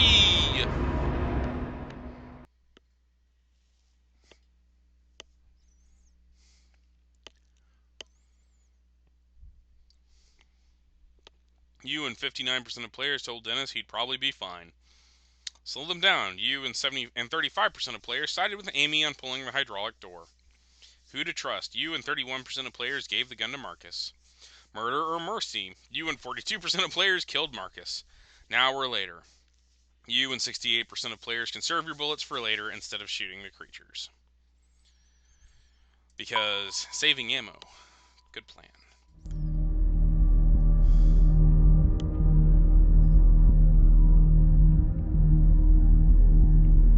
Right up the elevator is tense.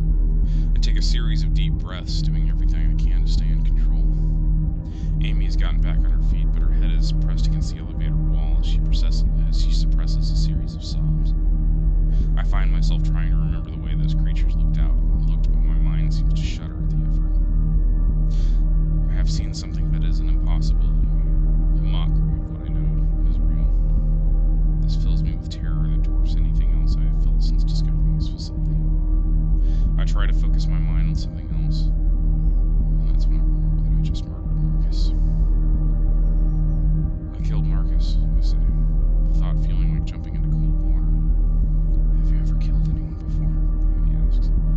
No. He was going to kill me, she says. I'm sure of it. Probably. Well, thank you. Her tone is unsteady and her face is unreadable. I still can't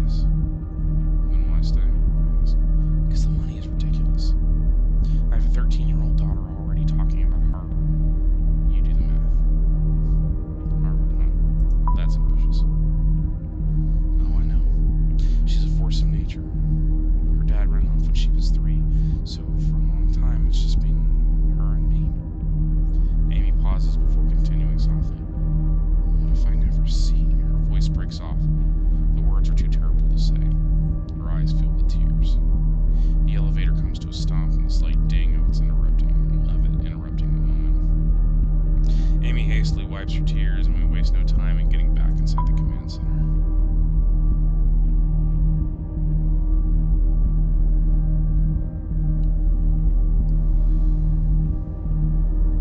I ready the rifle, suddenly certain that there are more of those creatures waiting for us in the hallway of the second level. But the way is clear, allowing us to haul ass to the command center. Once again, I find myself staring at the screen that shows my ruined worksite. Okay, Amy says, typing commands rapidly. This can't be that hard. I keep peeking over my shoulder, my senses feeling as if the monsters were sneaking up on us mere inches away. And then I think of Dennis. I wonder how he's faring back in level 3. Is he safe? I look back at the screens and see that Amy has finally found what she's looking for. A prompt on the screen says, override of hangar doors and all level 3 locks requires clearance code. Amy types in a number with shaking fingers, and the screen goes black for a moment. The moment the words override confirmed come up on the screen, Amy jumps from the chair and heads out of the room. We have to be quick, she says. We have exactly 20 minutes to open those hangar doors. Then let's get moving. I follow her out of the command center and bound back to the hallway towards the same elevator that brought us here. Amy punches the elevator button and the doors slide open. We're taking the same elevator back to the biochem room. Those creatures are still down there. It's the only way back down, she says. The other way is blocked by those hydraulic doors we pulled. Hopefully the creatures left. Hopefully. Neither of us say anything else as we share a look of immense dread. We step back into the elevator and head back down to the biochem room at level 3. Everybody still there? Still with me? Things are getting tense.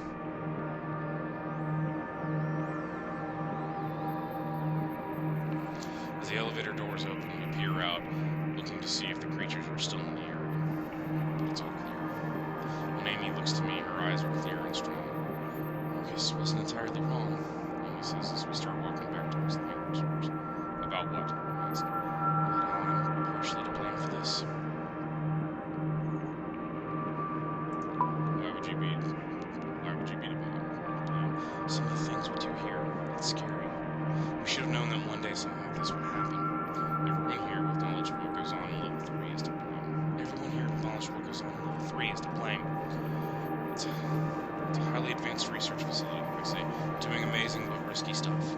So yeah, you're partially to blame just by working here, but I can understand the dedication. So why don't you tell me a bit more about what does go on in level 3, I ask. Are you familiar with the Large Hadron Collider in Switzerland? I've heard the phrase, but that's about it. It's a powerful particle accelerator, she explains. Right now they're using it to try and create what's called dark matter. It's theorized that this dark matter actually makes up the majority of our universe, but parts of the universe are very different from ours. My guess is people at the LHC will probably create their first dark matter particle in about 2018 or 2019.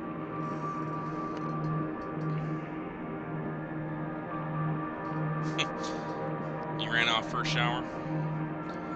Here in this facility, we're able to recreate one almost 10 years ago. It was the key to our research. Does this have something to do with those things?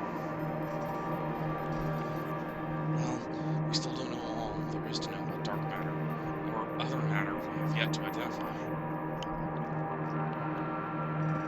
These creatures, could they be made of it? Or maybe there's some even more exotic matter we just don't know about. If dark matter is responsible, there are no real answers to have. I scratched my head. So you're saying this dark matter helps with what? Opening up other dimensions or something? That's the theory, she says. During the point-to-point transfer, the subjects are gone for about 3 to 6 seconds. There's no way to see or measure their presence, but they exist somewhere. From what we can tell, they exist in a kind of void. What is that place like? We don't know. There may be an infinite number of voids or spaces. Some of them just appear to be nothingness, a vacuum or exotic matter. We're talking about places that you can only measure with instruments. What does that mean? Do you know what these places look like? No. It means in order to describe it to you, you'd have to be a mathematician, and it'd have to walk you through the reams of data and equations. So, even though we can describe them, we're still a long way from figuring out what those places look like. Sorry, I have a feeling in my mind and start to bend inward again. As we continue to walk between the silos, we walk past the area where I left Marcus's body. I barely even glanced at his body, still unable to believe I was responsible for killing him. I also don't want to look at additional damage from the monster's caused. A pool of blood and mangled clothes are all I see from the corner of my eye. I realize that we're walking very closely together between the silos, perhaps trying to create an illusion of safety. We reach the exit connecting to the hangar doors, where Dennis hopefully still is. My guts clench and my heart hammers in my chest as we open the door and walk through. I lift the rifle, but at first it seems like there's nothing waiting for us. That's when I see the glowing, hulking shape to my left closing in fast.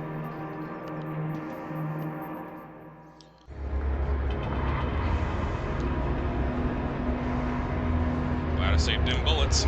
The creature is about 10 feet away and coming in quickly, so I do the first thing that comes to mind. I drop to the ground, making myself a smaller target, and I raise the rifle. I'm not sure if I should just unload on the bastard or try to be choosy with my shots and weaken it, or at least slow it down.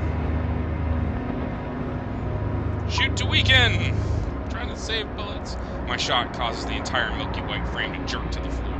It flounders, its ghost-like tentacles writhing with rage as it cries out at me. It seems to turn and jerk away, parts of it appearing and disappearing every few feet. It moves down the hall and out of sight. I look quickly around for the others, but there's only Amy. She looks at where the monster went with wide eyes. Her face is pale, and I wonder if, like me, she is able to feel her mind trying to retreat.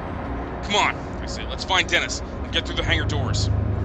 Amy glances at her watch and nods. We're already down to 6 minutes. We turn towards the hangar doors, and I'm still a little disgusted with myself because the bloody scene that so shocked me before now seems mild.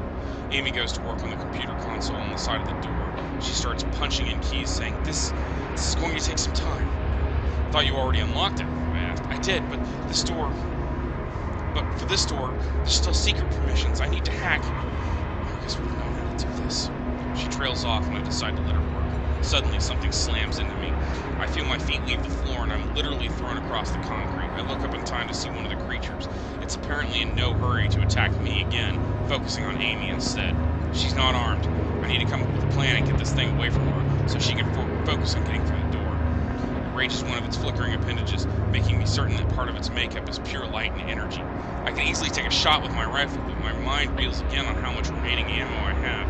The only other thing I can think to do is to get it to chase me and lead it away from the room somewhere.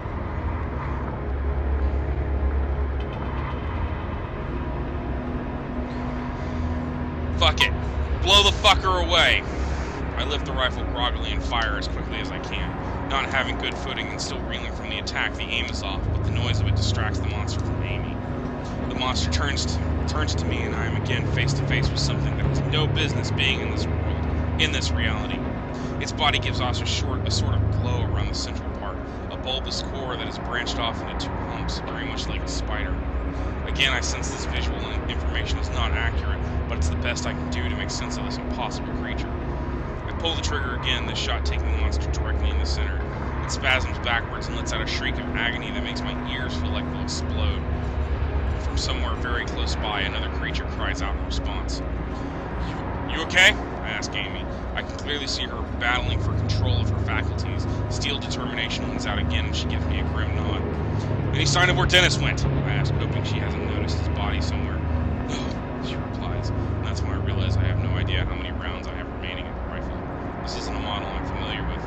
Outside some deer hunting, I'm not much of an expert on firearms. Still, I'm able to locate the chamber easily and see there are 4 rounds left. Not great, but it could be worse.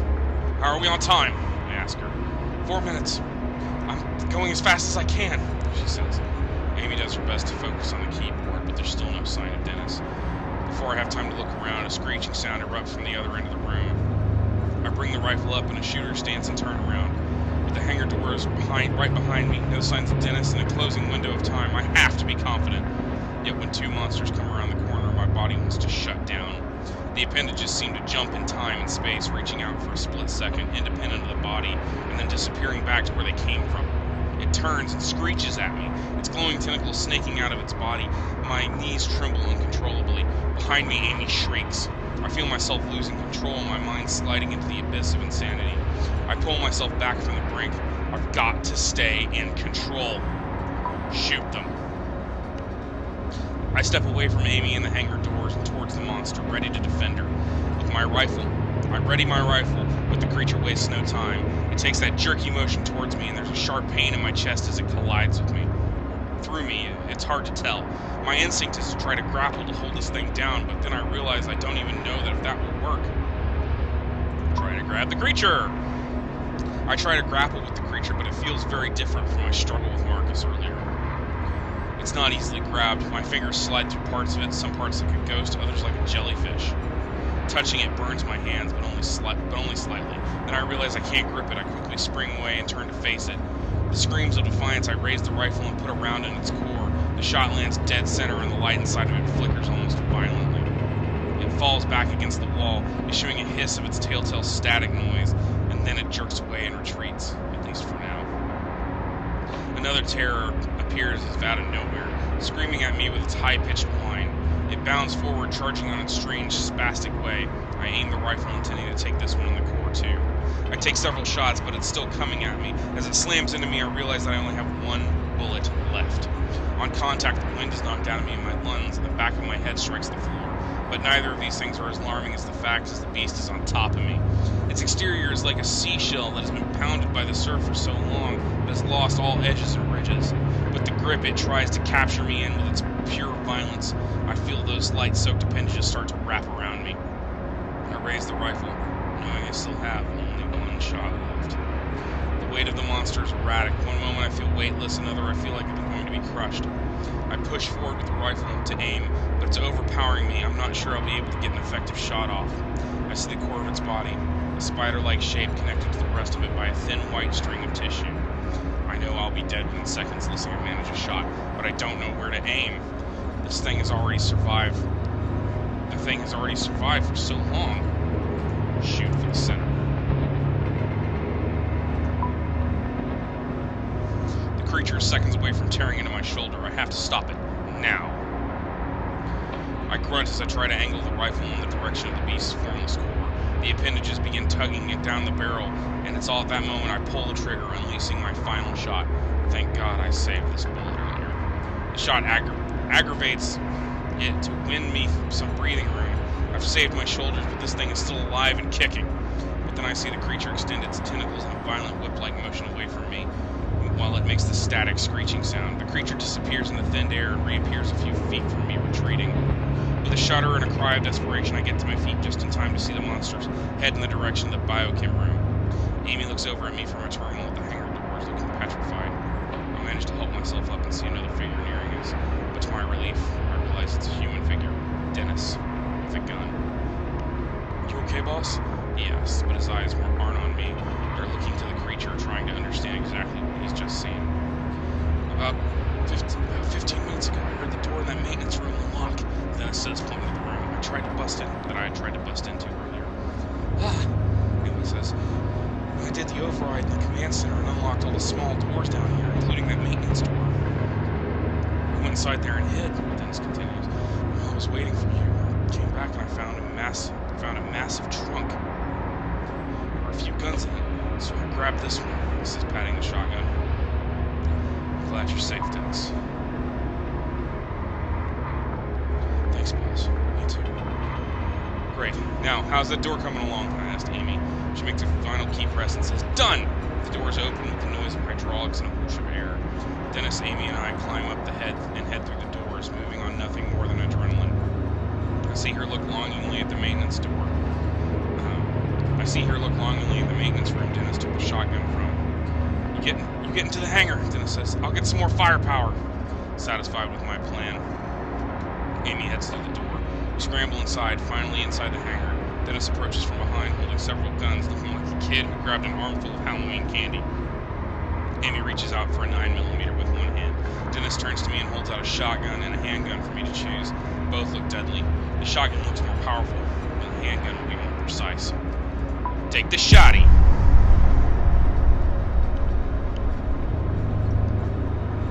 I take the shotgun, surprised how heavy it feels, but also invigorated by its weight. There are more creatures coming, as many as a dozen. They're floating down the hall quickly, their tentacles slithering. The way their light seems to mingle together is almost beautiful. Close the door! I yell at Amy. She dashes to another terminal, now lunges on the side of the hangar doors and tries desperately to close them. "It's not working!" she says with tears in her eyes. "This terminal it's disabled!" Dennis looks through the open doors, readying himself to shoot the first monster that nears us. "Should we try to slow a few down or just run for it?" he asks, gun at the ready.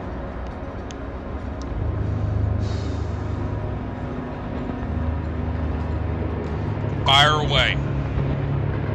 I pump my shotgun and fire at the creature's general direction. No need to be picky. Dennis fires a shot into the approaching swarm and they scatter instantaneously. "Just give them something to think about." "Just give them something to think about," he says smugly. With that, we turn around and sprint into the hangar floor.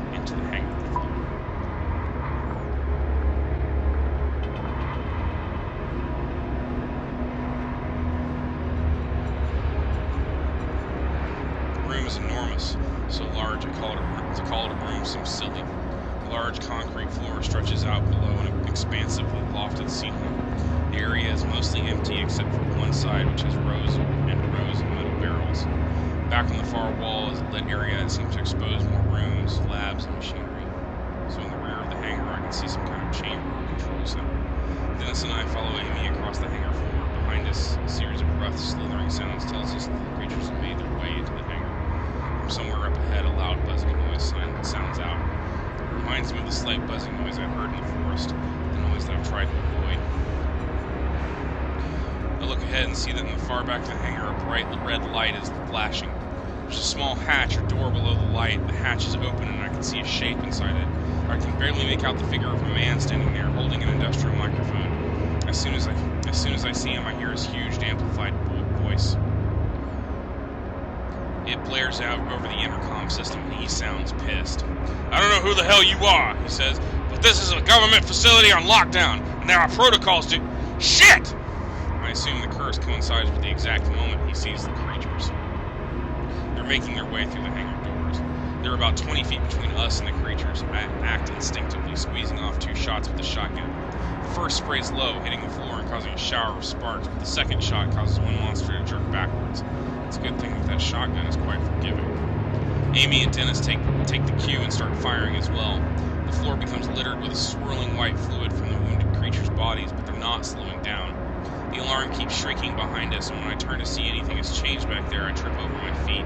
I hit the ground hard in an almost comical fashion and slide several feet across the floor. From the ground, I've seen that we've managed to turn back 4 of them, but I also see that my estimate is about a dozen off. There are at least 20 of them. They're sick, dim, light, sinister, and glooming. Their appendages seem to bind together as they come forward. My only hope of survival is that man at the far doorway and somehow shuts the hangar doors. His voice comes blaring over the intercom again, broken by the booming noise of gunfire that we're laying down. "Run here, towards the isolation chamber!" I'm not sure how much time we have. I realize I can sprint ahead of Amy and Dennis. We're going to hang back and give them cover. Keep shooting to cover the others. "Go inside, where that guy is," I say. "I'll make sure we don't have any of those things right on our tails. I'll hold him back for a while." I know it sounds macho, but it also feels like the right thing to do. I have to at least try and give us some kind of chance for escape. So as Amy and Dennis run through the doors, I blast the next thing I see moving. All I get for my troubles is a static-like hiss in the high-pitched whistling noise. I'm able to beat them back a bit, forcing them to scatter. Each flicker of light is a small victory. If nothing else, I'm buying Amy and Dennis time. When I'm certain there are nothing more I can do, I turn and run. I hustle, quickly catching up with Amy and Dennis, who stop and turn to provide me with cover fire. "There!" Amy says, pointing to the small door where the man was standing earlier. The swarm is less than 15 feet away now, so furious that they are pushing through one another just to get to us. I fire, still not quite used to the kick of the shotgun.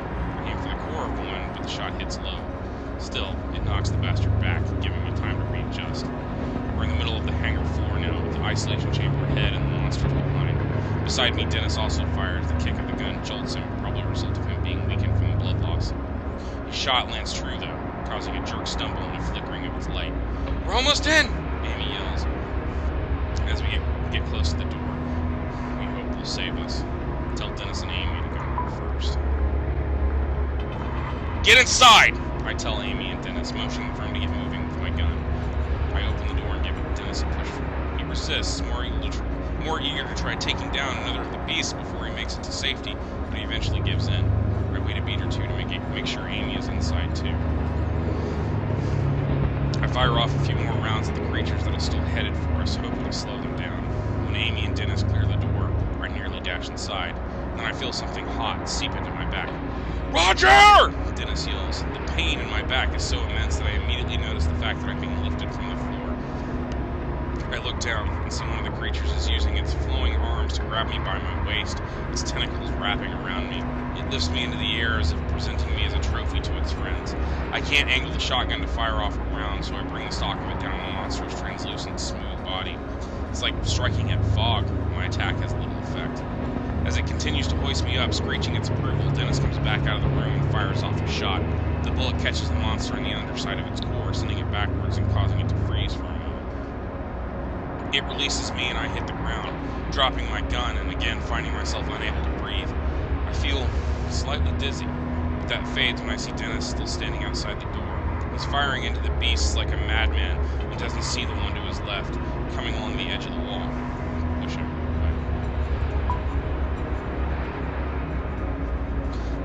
I try to dash towards Dennis to push him out of the way, but there's not enough time.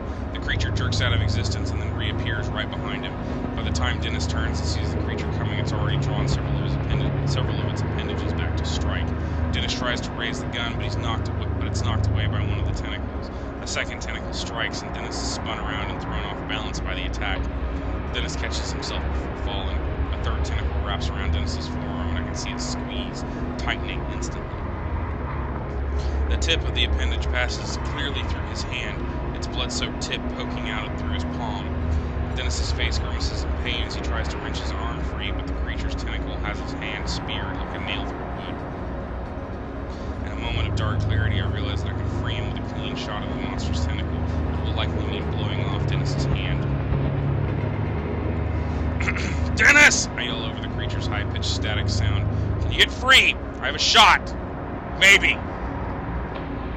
"No!" Dennis gasps as the creature tosses him around by a hand puppet. "Don't shoot, I can get free!" I can't tell if he's right, but the other monsters are starting to encircle him. I need to act fast. He says he can get free. Dennis is fighting hard, doing everything he can to bring the gun around with his good hand. He's screaming as he tries to tear his hand away, screaming in both fury and desperation. This only seems to anger the creature, which then swats Dennis with another of its tentacles, opening a deep gash across his teeth, or across his cheek. It's really working out my throat today. The creature drops into the ground as if playing with him, and the floor and space around Dennis seems to warp. The bottom quarter of his body seems to disappear before I realize he's been merged with the floor. At that moment, it's over. Three others swarm him, surrounding the remains of his fallen body. I even hear Dennis scream. It's just a frenzy of crackling, sickening wail sound. After that, there's nothing else. Fury, sorrow, and absolute rage surge through my heart. I grab my gun as the remaining beast comes for me. They'll kill me, but I don't care. This is war, and as far as I'm concerned, this is... Amy grabs me from behind and pulls me hard inside. I try fighting her off, but she's persistent. Part of my mind knows she's right. "Don't be an idiot!" she yells to me. She practically throws me through the doorway. As I fall, I hear her fire off 2 more shots before slamming the door closed behind her. I watch bleary as she punches a few buttons on a control pad on the wall. This is followed by a metallic click as the door locks. We're safe in the chamber, but Dennis is gone.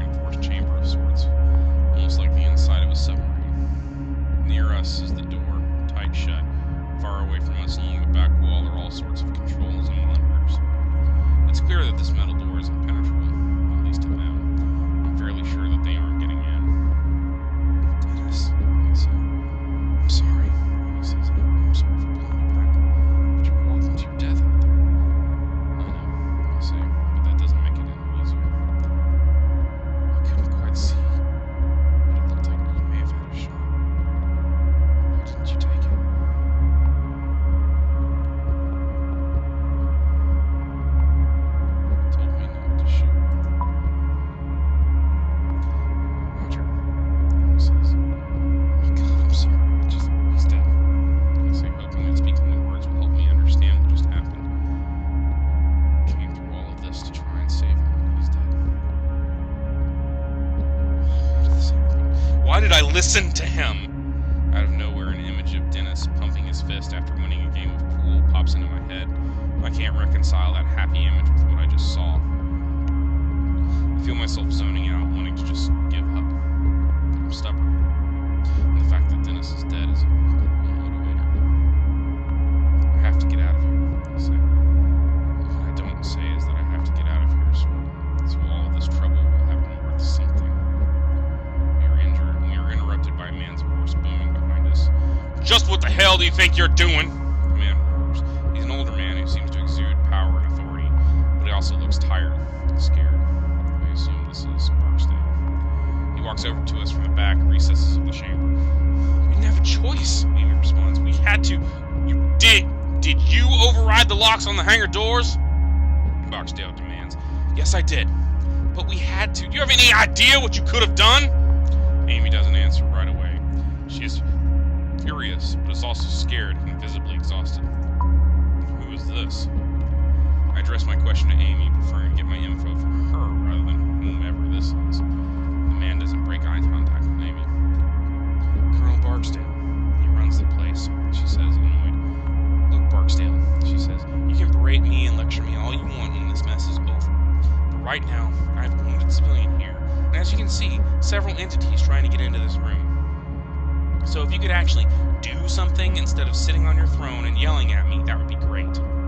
I'm impressed by her guts. I wonder if there's any sort of beef between the two of them. Surely people working on a place like this could cause some stress and tension between people. As we wait, I notice a small peephole in the door. I go to it and look out at the things. They're still looking for a way in, but finding no success. I wonder if they can sense or somehow see me through the door. Flip them the bird! I can't help myself. I hold up the middle finger to one and smile defiantly. I get a blast of high-pitched screech in response. You'll be reprimanded for speaking to me in such a way, Barksdale says to Amy. Reprimand me all you want. I'd like to survive this first. Cover your ears, Barksdale shouts, walking towards the far end of the room. Stay put until you hear back from me. Thank you, Amy says with fire in her voice, and then she turns to me and says, better do what the man says. My answer comes in the form of a deafening blast. For a moment I dare to hope that Dennis has somehow survived and is opening fire on them. Is that what we needed to cover our ears? More bursts of a loud, explosive noise start ringing out. Looking through the peephole again, I see the core of one of the beasts explode. It vanishes in a puff of smoke and clear liquid. Looking to my left, I see Barksdale in a shooting stance at the far right of the room. He's firing through a small slit in the wall. He's using some high-powered weapon, the likes of which I've never seen. I see a slight movement as the gun kicks, accompanied by a flicker of white light. Immediately, another monster is drowned, its tentacles flailing around aimlessly as most of its core is torn through. I instantly feel gratitude and immense satisfaction knowing that they're being picked off in such a way. Sit down and rest. I slide down against the door and simply wait, listening to the occasional patter of what I assume to be blood on the wall. I don't know how much time passes. Maybe 5 seconds, maybe 5 minutes. I don't care. It feels nice to lay down. When the firing is over, I barely even notice it. Soon after, Barksdale walks back over to our side of the room. You're all gone, Barksdale says, and I have resealed the hangar doors. How'd you kill him with? How you kill him like that? I asked. Classified weapons that, quite frankly, you have no business being near. Amy gets to her feet and returns to the panel on the wall. Thanks. How badly is the civilian hurt? Barksdale asks Amy as if I'm not good enough to speak. Nasty cut. Amy answers. If he gets some quick attention, he'll be okay. Okay. I'll have Strickland get the med kit. Strickland survived? Amy asks, sounding cheerful. Yes, and until you and your friend showed up, I thought we were the only ones. Hang tight, she's on her way. With that said, he retreats into the back of the room, as if he can't stand to be around us. Amy approaches me and looks me over. You're in good hands. Strickland will be able to fix you up. Is she a doctor or something? Sort of. She's also a physicist. Oddly enough, she spent her time as a trauma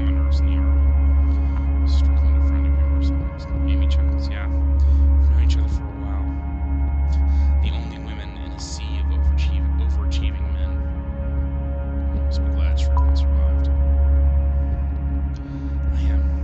We usually have lunch together, she says, and she's helped me out of a few tight spots in my career. Within a few seconds, the door behind us opens and a woman appears from the back further in the chamber. She enters the room with what looks like a small suitcase. She is dressed in a very basic drab military getup, complete with holstered sidearm. My name is Connie Strickland, she says, getting straight to the point. I can patch you up pretty good, but it's going to hurt. I nod, honestly not caring how much it hurts. My God, I just want to get out of here. I want to get home. Sit down. Let's see if we can get your shirt off, Strickland says. I sit down slowly and start unbuttoning my shirt. She has to help me slip it off my shoulders, but we manage. How bad is it? How bad is it? I ask. Bad.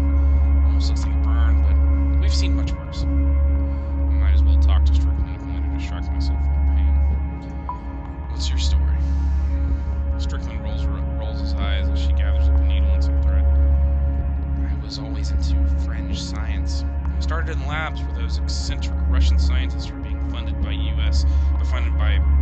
to work on combining DNA types. I sort of became obsessed with perfecting human physiology while I was a trauma nurse in the army. You're a mad scientist, though. I get that a lot, but no, not compared to the stuff we do here. What kind of stuff?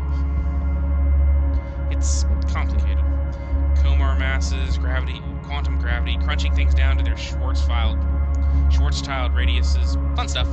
Yeah, I'm a mad scientist, I say, trying to keep myself calm with dry humor. There are lots of small labs working on the same stuff, sure as they just don't have our funding.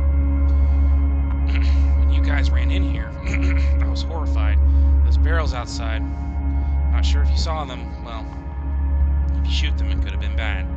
Why? I ask. The gray ones are filled with experimental fuel that's highly flammable. The yellow ones contain liquid nitrogen. What? Just laying around? Well, this area is the safest in the building. The most secure. Well, it used to be anyway. And take this, she says, handing me 4 pills. Painkillers. They won't work immediately, but it'll dull the worst of what you're feeling. Is the best idea. Won't they make me dizzy or out of sorts or something? All I get in response is an annoyed and determined look. Do as the woman says, take the painkillers. I dry swallow the pills as she starts working on me. She slathers the wound with some sort of liquid that stings like crazy, and I gasp. Grin and bear it. Ready to stab me yet? Ready to stab me yet? Strickland asks. I'm fine, I hiss. I wince as she dabs at my eye, swollen from where Marcus kicked me. I grip my teeth in pain and try to catch my breath. The anticipation is the worst part. I'm relieved to find that it doesn't hurt as much as I feared. It's no picnic for sure, but compared to the fire-like pain in my wound, it's bearable. So you and Barksdale are the only survivors? It seems that way. Those that didn't disappear into thin air were killed by those things. Strickland says, nodding to the security door. No one else made it. Not that I've seen, Strickland says. And if anyone else did make it, they're trapped out there with those things. I'm glad to see you. Where were you when this happened? Amy asked. I was in the micro lab on level 2. Strickland replies. Park and O'Brien were in there with me, and they just disappeared, I guess. Looked like they were being stretched, distorted. Then there was a ball of white light, and they were gone. The ball of light just annihilated everything it touched. Would it leave a perfectly round hole? I asked, a light bulb turning in my head. I saw some of those up the locking side. It was probably the same phenomenon, Strickland replies. Amy looks like a child afraid to ask an adult for something. Finally, she asks, where did they go? Don't know, Strickland says. It could be an infinite number of different dimensions, or some dimensions that merge and mix together. It could also be a place that exists between dimensions. Barksdale calls it the void. Was that possible? We don't know that just yet, Strickland says. Our understanding of space-time is evolving. Especially when you start warping it like we've been doing. Yeah, the point seems to end that conversation as both women fall calm. Wince through the rest of Strickland's stitching, feeling the tug of my skin, but thankfully no flowing blood. Finally, Strickland says, you're good to go. I slide my shirt back on, aware of the thick pad of gauze that Strickland applied to my shoulder. So, have you and Barksdale been able to continue? Sorry, keep using this wrong character. So, have you and Barksdale been able to contain all those creatures? Amy asks. Strickland appears shocked, clearly not the reaction Amy was expecting. Contain? Are you nuts? Do you not know what's happening? Amy's eyes widen in fear and confusion. What do you mean? What's happening? Other than the initial experiment failure. The anomalies are becoming more numerous and further from the source, Strickland says. The casual humor in her voice is now gone. Further from the source? From the location of the original experiment, she says. The experiment caused the first doorway to open, but it set off a chain reaction, and they're gaining momentum along geodesics emanating from the facility. It's these pockets of exotic matter and negative energy that are letting these things in. What the hell does that mean? I asked. It means, Amy chimes in, that those doorways and monsters are starting to appear all over the facility, maybe even on the surface. Not yet, luckily, Strickland says, but the doorways will start appearing on the surface. It won't stop there. The anomalies could extend indefinitely as far as we know. Those entities will appear on the surface in other states and other countries. Holy shit. So you mean the world is going to be overrun? The horror of the past few hours has made me ready to believe anything, but this is almost too much. Fortunately, yes. Strickland says, oh my god. Amy says, stepping away. Isn't there anything we can do?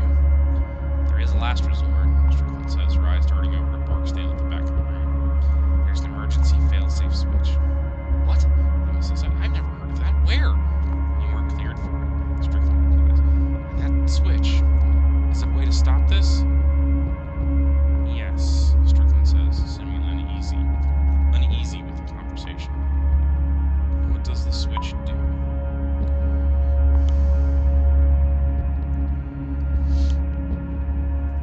The switch is our eraser, she says. It destroys the entire facility and terminates any systems or experiments that are being conducted. It's also an emergency shutdown for interdimensional travel. It puts an event horizon around the facility.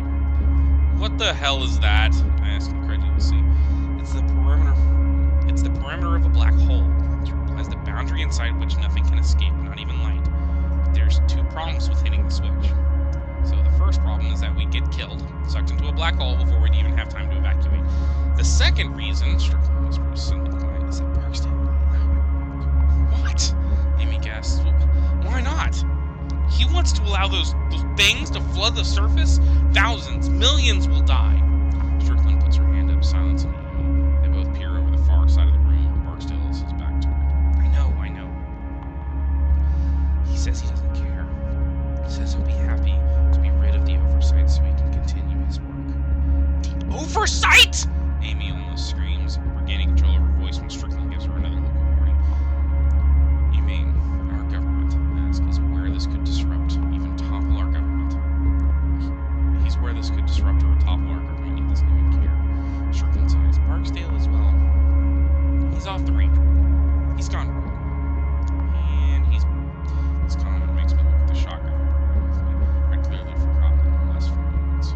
While Barksdale has his back turned, tries to take my hand and slide it behind me. Just in time, too, as Barksdale walks over from the back of the room to our side of the chamber.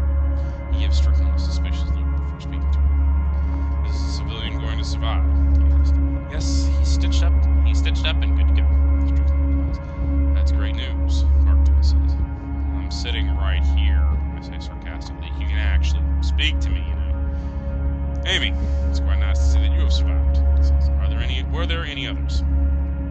The aloof way this asshole is talking to us is getting under my skin. A guy named Marcus that works on the first level from IT. That's all I know for sure. Marcus Papscott, Barksdale says. Where is he now? He was killed by those things. I try not to let my eyes shift and give away my mind. Oh, Barksdale says. I see you. Barksdale seems to think about something and he looks directly at me. You're with the logging crew, aren't you? Remind me, how did you get in here again? We fell through a hole. Ah, right. We've lost our primary power source when the experiment failed, Barksdale says. The experimental failure created those exotic matter pockets, the hole you fell into. And if there were enough of them,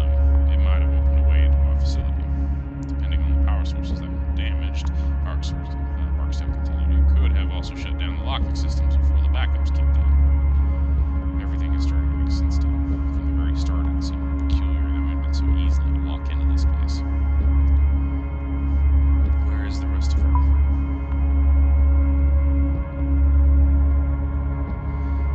Your crew, Barksdale asked. Frank and Joe? They're gone. Gone. Gone where? I asked, my voice trembling, hearing him speak the names of my crew reaches me. They were annihilated by antimatter pockets created during the failure. A bright ball of light.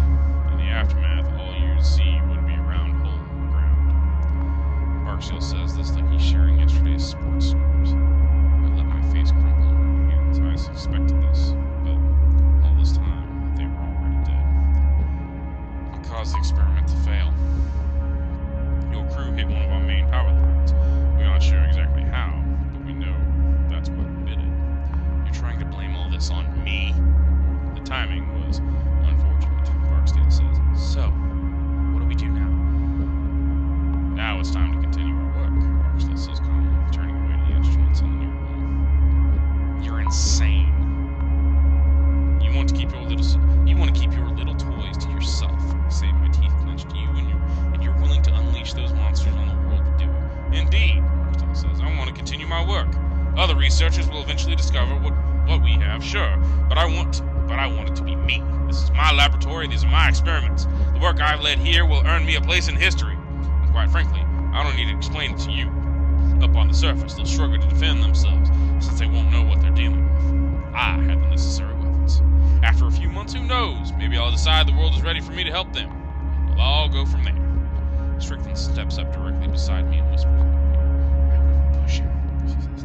He's usually very logical, but this whole thing has pushed him somewhere. He's off. He turns his back to us, and as he says this, walking off to the far side of the chamber like we're some kind of distraction. Amy takes this opportunity to whisper back to us. We need to hit that switch. She says it's the only option. What he's saying is murder, treason, genocide. She looks over to Strickland for support, trailing off. But Strickland looks at the ground, clearly torn. She won't look anyone in the eye. Makes an effort not to look at Barksdale. He seems distracted with whatever instruments he's studying on the far side of the room. The dreamlike quality I experienced earlier is wearing off. The painkillers seem to be losing their edge. Strickland finally whispers a response. Even if we decide what we want to hit that switch, Barksdale won't allow us. To hell with him. Amy agrees. Where's the switch located? She asks. There's an elevator out in the hangar. Take it to the basement. The switch is at the end of a long tunnel. But Strickland never finishes. Two things happen at once as she speaks, her mouth stopping in mid-sentence. First, a loud booming noise rings out, and then the top of her head seems to explode. Amy screams out in surprise, and I jump back in shock as Strickland's body collapses beside me. Behind her fallen body, Barksdale is holding his experimental rifle, and now he's pointing it at us. Yep, he just killed the hot scientist chick! No.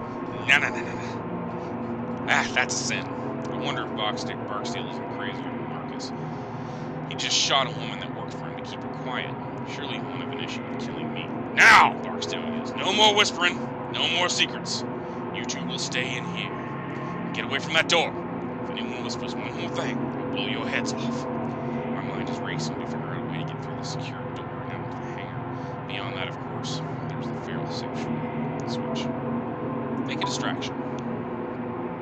I try my best to be a good actor as I wobble on my feet a bit. I stop, start forward again, and then wobble some more. Amy is apparently catching on because she's at my side in a second. She looks over at Barksdale and says, he's lost a lot of blood. Let me check his wounds real quick. After he dared talk to me like that? He's been through a lot, she argues. He's clearly delusional. You can check him back here.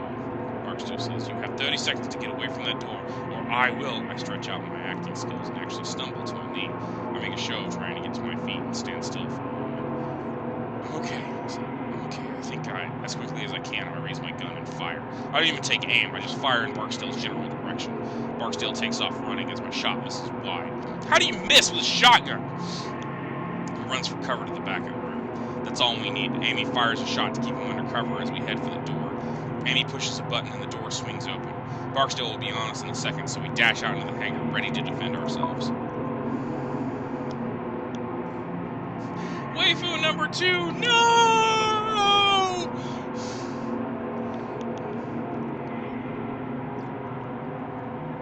Amy and I run as fast as we can through the rows of barrels.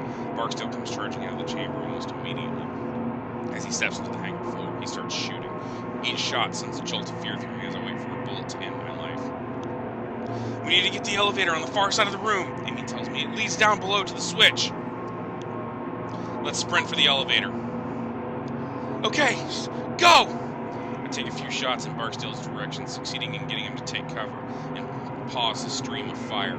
We both make a run for it, knowing we only have seconds. Somehow I make it through the rows of barrels and get to the elevator's entrance. I turn back to allow Amy to enter first, but she isn't there. I look back at the barrels and see she's fallen about halfway down the row. She doesn't appear to be hurt, but she's paralyzed with fear, sitting motionless as Barksdale peppers the area with gunfire. Run back and give her cover. I start to step out into the open and head back to Amy, but Barksdale's gunfire pins me back to the elevator entrance with a loud bang. Apparently, he's reloaded that weapon of his. As the sparks fly inches from my face, I realize that I have to help her from here. Then I remember the contents of the barrels. One color is highly flammable fuel. The other one contains liquid nitrogen. I'm no scientist, but I'm pretty sure liquid nitrogen is mostly harmless unless you have direct contact. One of those barrels gets shot and the liquid nitrogen spills out. I'm fairly positive it will simply evaporate. That could create a cover of sorts for Amy, like a smoke cloud. Hell, but which of the barrels hold liquid nitrogen? Strickland told us, but I can't remember. I have to remember quickly or Barksdale's going to get careless in his shooting and we could all die. Shoot the gray barrels, shoot the yellow barrels. Shoot the gray barrels, shoot the yellow barrels.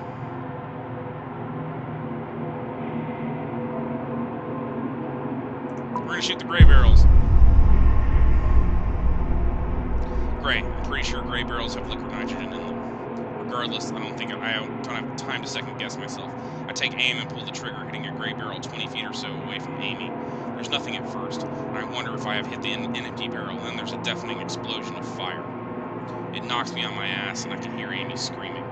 As flame and debris rain over me, my heart sinks. It wasn't the gray barrels. I just shot a barrel full of fuel. I stand up, feeling that the hairs on my arms have been singed slightly from the fire. I can see Amy out there. Her leg is on fire, and she's doing everything she can to roll it out, but everywhere she rolls, there's more fire. I'm just about to run to help her, and I hear a gunshot. I freeze for a moment, assuming the shot is meant for me. But as I watch, a large red hole blooms in Amy's back, and she topples over. I glance up to see Barksdale with a gun, proud of his kill. Sorrow and fury boil up within me, but I have to keep it under control. I have to get to that switch. With Amy gone, there's nothing else for me to do here. I turn from the hangar and head to the elevator. My nerves are drenched in fear and adrenaline. When I reach out and press the call button on the elevator, it feels like I'm watching someone else do it. I step inside, and the doors close. The monitors on the elevator sound like dying dogs. As the elevator slides down, the light from the flames gives way to complete blackness.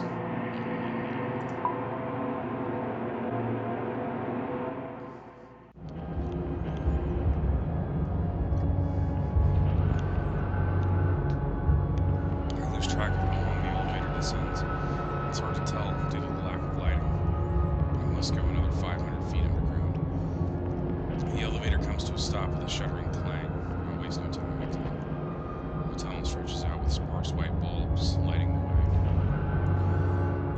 Most of the wall is made of raw earth and rock, but there are boards and concrete slathered in areas used to reinforce the tunnel. I see a warning sign posted on the wall. I want to read it, but there's not much time. I want to read the notice on the wall. Warning: authorized personnel only beyond this point. Trespassers will be prosecuted to the full extent of the law. Absolutely no exceptions. Well, glad we got that out of the way. Now that everyone's dead. Suddenly I feel the effects of the painkillers again. My head feels like a balloon and my balance is off kilter. I look up, and when I see that the tunnel's ceiling is less than 6 inches over my head, claustrophobia freezes me for the moment. Still, it's much better than facing the monsters above. I wonder then, walking through the darkness, where they came from. Is the portal still open? The bulbs do little to thwart the darkness. I hold the gun in one hand and reach out to touch the wall with the other. Feeling the wall under my palm anchors me to reality, to sanity. I'm not in some boundless abyss, but still in the real world. For a little while longer, at least.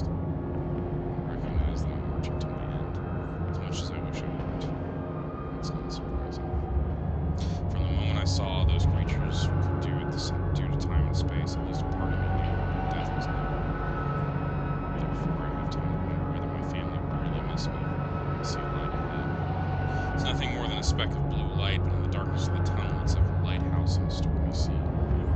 I slog forward, my eyes straining to focus on the little light ahead. From somewhere ahead, I start to hear something that sounds like water. It's trickling like a leaky faucet. Behind that, there's something that sounds like wind, a light breeze through an open field, and a voice. Anywhere else, the sounds would have been pleasant, but here in the blackness of the tunnel, they're menacing. Stay quiet. I don't make a sound. Instead, trying to make sense of what's going on. I cock my head, trying to concentrate, and then I realize I can see the tunnel walls now. This is odd. As I wasn't able to see them a few seconds ago, this is different from the blue light at the end of the tunnel. And then, that's when I see the shimmering in the air.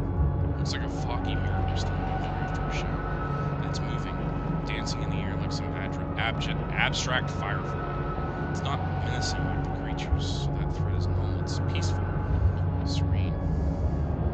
I watch as the shimmer branches out and becomes 2, then 3, then 4. They snake out in different directions, tracing the tunnel walls. These shimmers, the doors to other dimensions that Strickland was talking about. Suddenly I'm surrounded by light above and below me and realize there's no avoiding it. The question is, how am I going through? Going feet first. Unable to resist, I step forward where the tunnel wall should be. When I do, those shimmering lights branch out even more, before connecting in one perfect circular form. They are hypnotizing, so much so that I don't realize the tunnel walls are vanishing. I feel something like the wind and a brief electrical pulse pass through me as the lights take me. There is, then, a very gentle pushing sensation, and somehow I know that I'm being expelled. I have passed through something. Maybe the lights, maybe the tunnel walls, I don't know. But the shimmering lights fade a bit, still dancing in the air, but no longer large or branching out. And as my eyes adjust, I see right away that I'm no longer standing in that dark tunnel far beneath the hangar. I have no idea where I am. I'm just somewhere else. I'm terrified.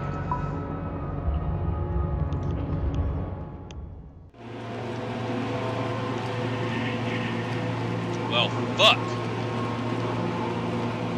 The ground I land on looks like hot coals. There are dips and many cliffs breaking the landscape ahead of me. There's a wash of orange and blue overhead as the sky that makes no sense is both beautiful and terrifying all at once. A scattering of stars hang overhead, and they all seem to be breathing, pulsing with gentle energy as if alive. I can't tell if there are clouds in the sky because everything about it, from the colors to the trembling horizon line, seems to be amorphous. Everything is knitting together, living. I stare a moment longer and can swear I feel the sky breathing. Far off to my right, I see what looks to be a plume of fire, small yet bright with no source of fuel. And it looks as if the ground itself is creating flame. Several more of these flames dot the landscape further out. And the air is thick and muggy. And I realize something horrible. I don't know if I'm breathing here, or if what I'm breathing here resembles air at all. In a place like this, one of impossible beauty, but also stark horror, my mind doesn't know what to do. A wave of nausea comes over me, and I think I might be sick. I'm not sure if I would be better to fight it or to give in. The white light that brought me here is nowhere to be found. Is anyone else here? Is there any way to escape? Look around the area. I continue to look around at this nightmarish landscape, and I see a few other unexplainable oddities. There are billowing flames in the distance, not unlike a volcano or explosions, just some kind of slow heat crawling upwards that drifts or defies reality. This analogy seems more fitting when I see the thin veil like roots of the fire twisting into the ground and then darting back out in all directions. I get the sick feeling again in my gut and realize my mind just needs something to focus on. And then I hear a voice. It's faint, distant. I turn and hear it coming out of one of the massive crevices along the ground. Inside of that crack, about 10 feet down, a very pale man lies on the ledge. He is human, but looks close to death. He's at the center of a large pool of blood, and his left leg has been twisted and torn in an unnatural way. As I walk to the ledge, he looks up at me. "Help me, please," the man says. His eyes are wide, although everything about him speaks of weakness. He's close to death and insanity, both. "Who are you?" Hang on. Yeah, that one's pretty loud. There we go. Can you hear me better? "Dr. Kiana, He's transiting out. I work in the facility. Please help. I want to know more, but it seems cruel to steal what looks like his last breath just to answer my questions. I'd love to, I respond, but I don't know where the hell I am or how to get back home. The light, he says, it's a doorway. It might take you back to the facility. Where did it go? It come and go. I'll be back. Please help me. I desperately want to help, but there's no way I can reach him. The ledge is too far away and above the pools of fire. I don't think I can get to you. I said, it's not that. I mean, his eyes are on the shotgun that I almost forget I'm still holding. I realized I just wanted to shake my head. I can't. I can't do that. Please. He pleads. Those things. I have others that come here with me. I got dropped along the way. They'll be back. They'll be back and they'll kill me then.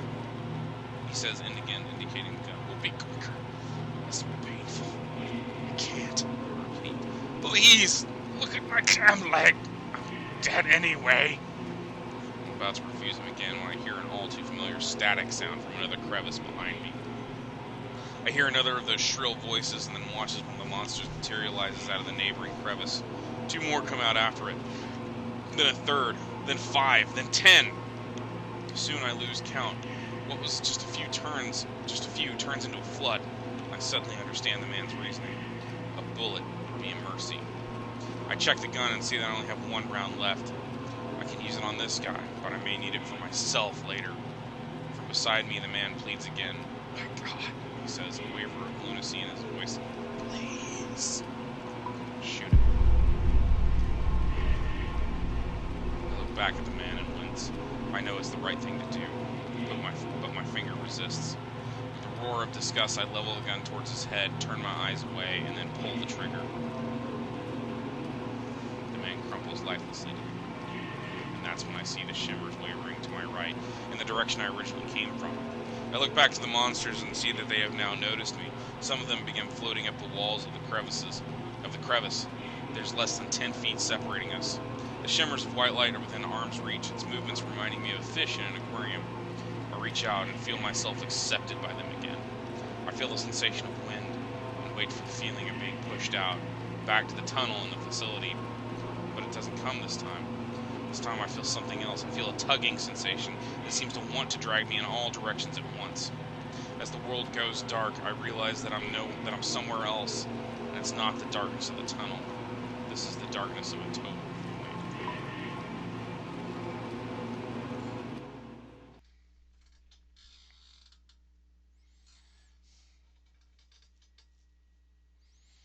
There's darkness around me everywhere. Nothingness.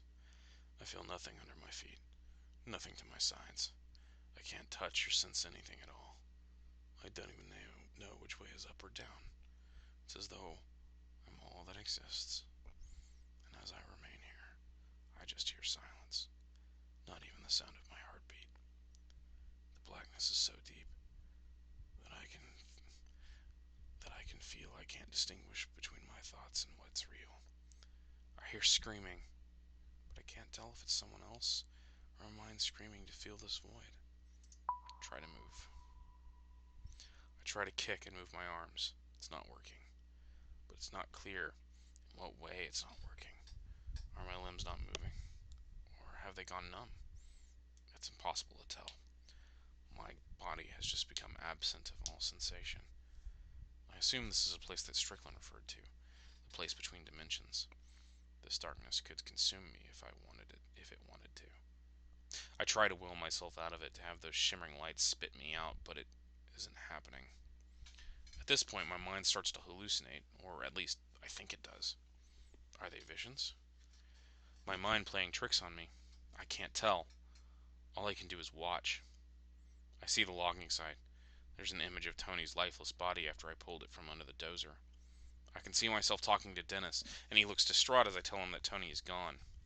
And then the scene rearranges himself, and I'm standing between Dennis and Marcus's gun. It changes again, and the shape of Marcus's body appears in front of me, half devoured, a bullet through his head. In my mind, I'm sobbing as I watch Dennis get torn apart by those monsters all over again, and I just stood by and watched. And I try to let out a scream as I watch myself shoot the wrong barrel, blowing Amy to hell, but there's still no sound. just when I feel like I can't take any more of this, I see the man in that strange world begging for death. As I watch as I take his life just before those beasts reach him. All of these things are flooding my mind, and I feel like my brain is vomiting. Yet in the midst of all of this, I see what's really important. The switch.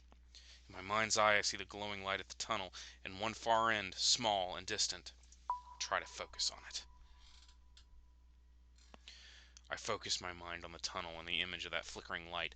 With a mental effort so strong that it's nearly a physical emotion, I make myself envision that little light in the tunnel as if it were right in front of me.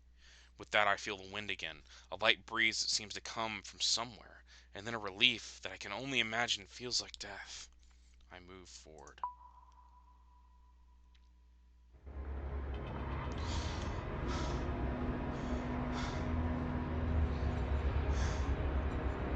I eject from the void, and suddenly I'm standing in the tunnel again. I let out a wail of triumph that turns into a bout of weeping. The weeping only intensifies when I see that the light up ahead, a flickering blue light. Somewhere behind me I hear a crackling noise. The monsters from that other place, they have come through, but not at the same time. They've gone down the tunnel the other way in search of me, and now because of my crying, they knew I was here. I feel like I can listen to get a better read on where they are, or I can just make a break for it. Run to the blue light. I don't even bother looking back. There's no time. Instead, I run with all of my might straight ahead, my focus on that little blue light ahead of me. As I run, I see a different light, a white one, flicking in my peripheral vision. It's another of those shimmers that go to other worlds. It seems that they are appearing and disappearing with more frequency now. Strickland was right. These things should reach the surface soon, unleashing more monsters. This thought makes me refocus on that blue light, the man-made light, the switch. The blue light gets closer as it does. I can make out a square shape around it. This has to be it! The familiar static scream of the monsters is much closer now. I have to be quick. I grip the gun tightly, regretting my decision to use my last bullet on the man in the other world. Looks like I'll be using this for as a bludgeon. I run ahead in the darkness, my eyes locked on the switch that I assume is going to kill not only these creatures, but myself as well. As I approach, I see the lever. It's covered by a glass box that I will need to break. The blue light is directly beneath this, highlighting a series of tubes and wires that snake into the inner workings of the device. In the middle of the blackness, not unlike a darkly colored part of the machine, but just a hole in reality, it looks like some sort of illusion. All the white, I can hear the static of the creatures coming up dangerously close now. I have no idea how much time I have. Smash the glass. I draw back the stock of the gun and smash through the glass box that houses the lever, the glass shattering like music to my ears. I reach out for the lever, my hand grasping it. Without warning, I feel immense pain coming through my body. It feels like fire racing down my back, causing me to fall to one knee in agony. There's only one of them that I can see. It blasts horrible static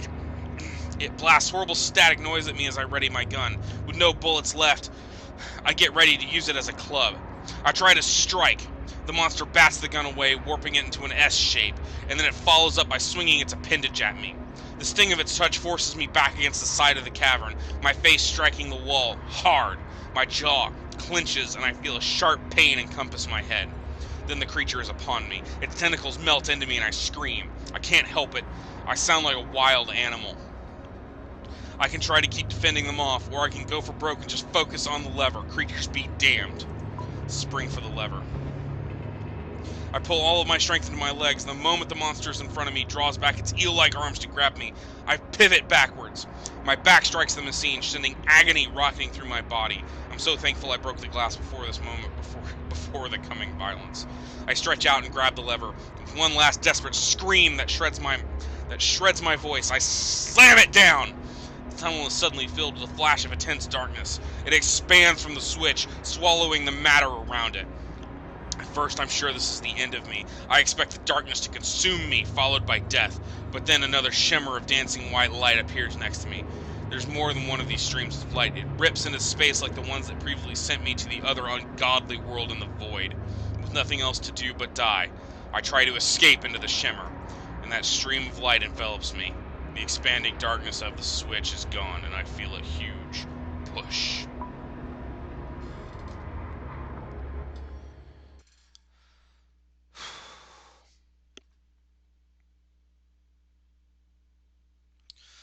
My body feels stretched, collapsing, like I'm falling in all directions at once.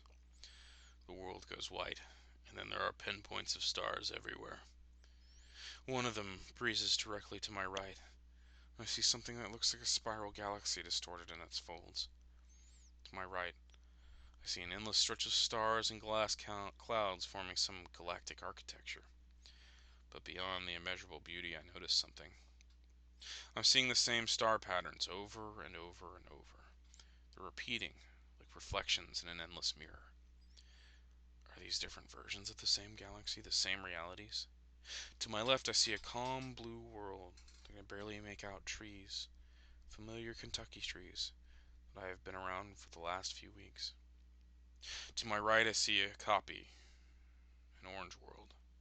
There are trees here as well, but something is strange, disturbing. As I zoom in, I'm not sure how much control I have in this unusual place, but I can direct myself. It's worth trying. So Rose said, go for blue, not for orange. So we're going to the blue world. I try to focus my mind on heading towards the blue world, not knowing what to expect. My breath escapes me for a moment. Everything is dark and peaceful, and nothing hurts.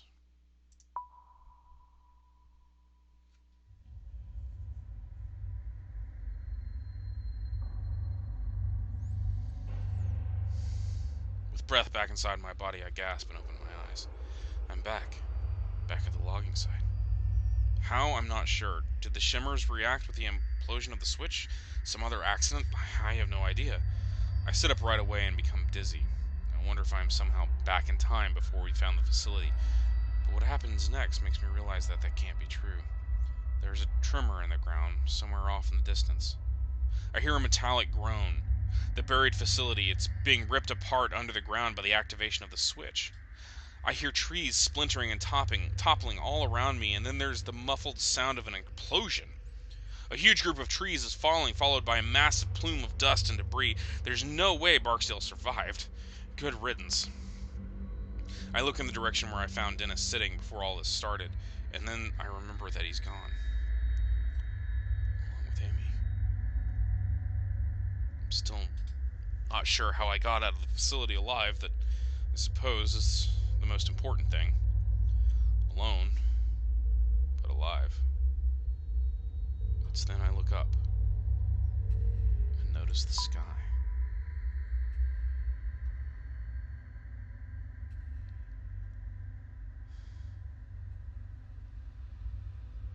The sky is beautiful and familiar, unobstructed by the trees that had been standing several minutes ago. I take my trusty hard hat off and exhale, letting my body relax. It's finally over. I'm not sure how long it will take me to get back to some semblance of life, but I know one thing's for sure. Any day above ground is going to be a good day.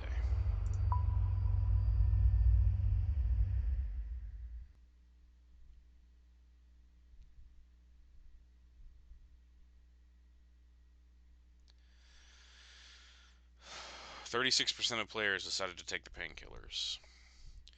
38% of players didn't shoot the right barrel, resulting in Amy's death. You and 30% of players mercifully killed the man who asked for death. You and 83% of players headed towards the blue world and went home. The end.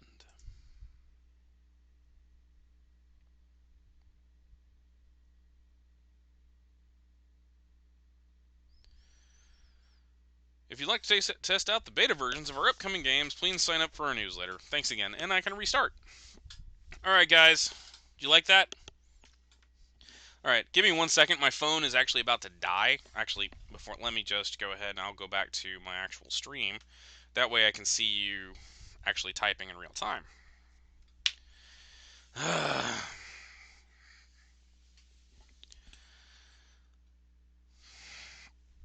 So you want me to try and do audiobook recordings professionally?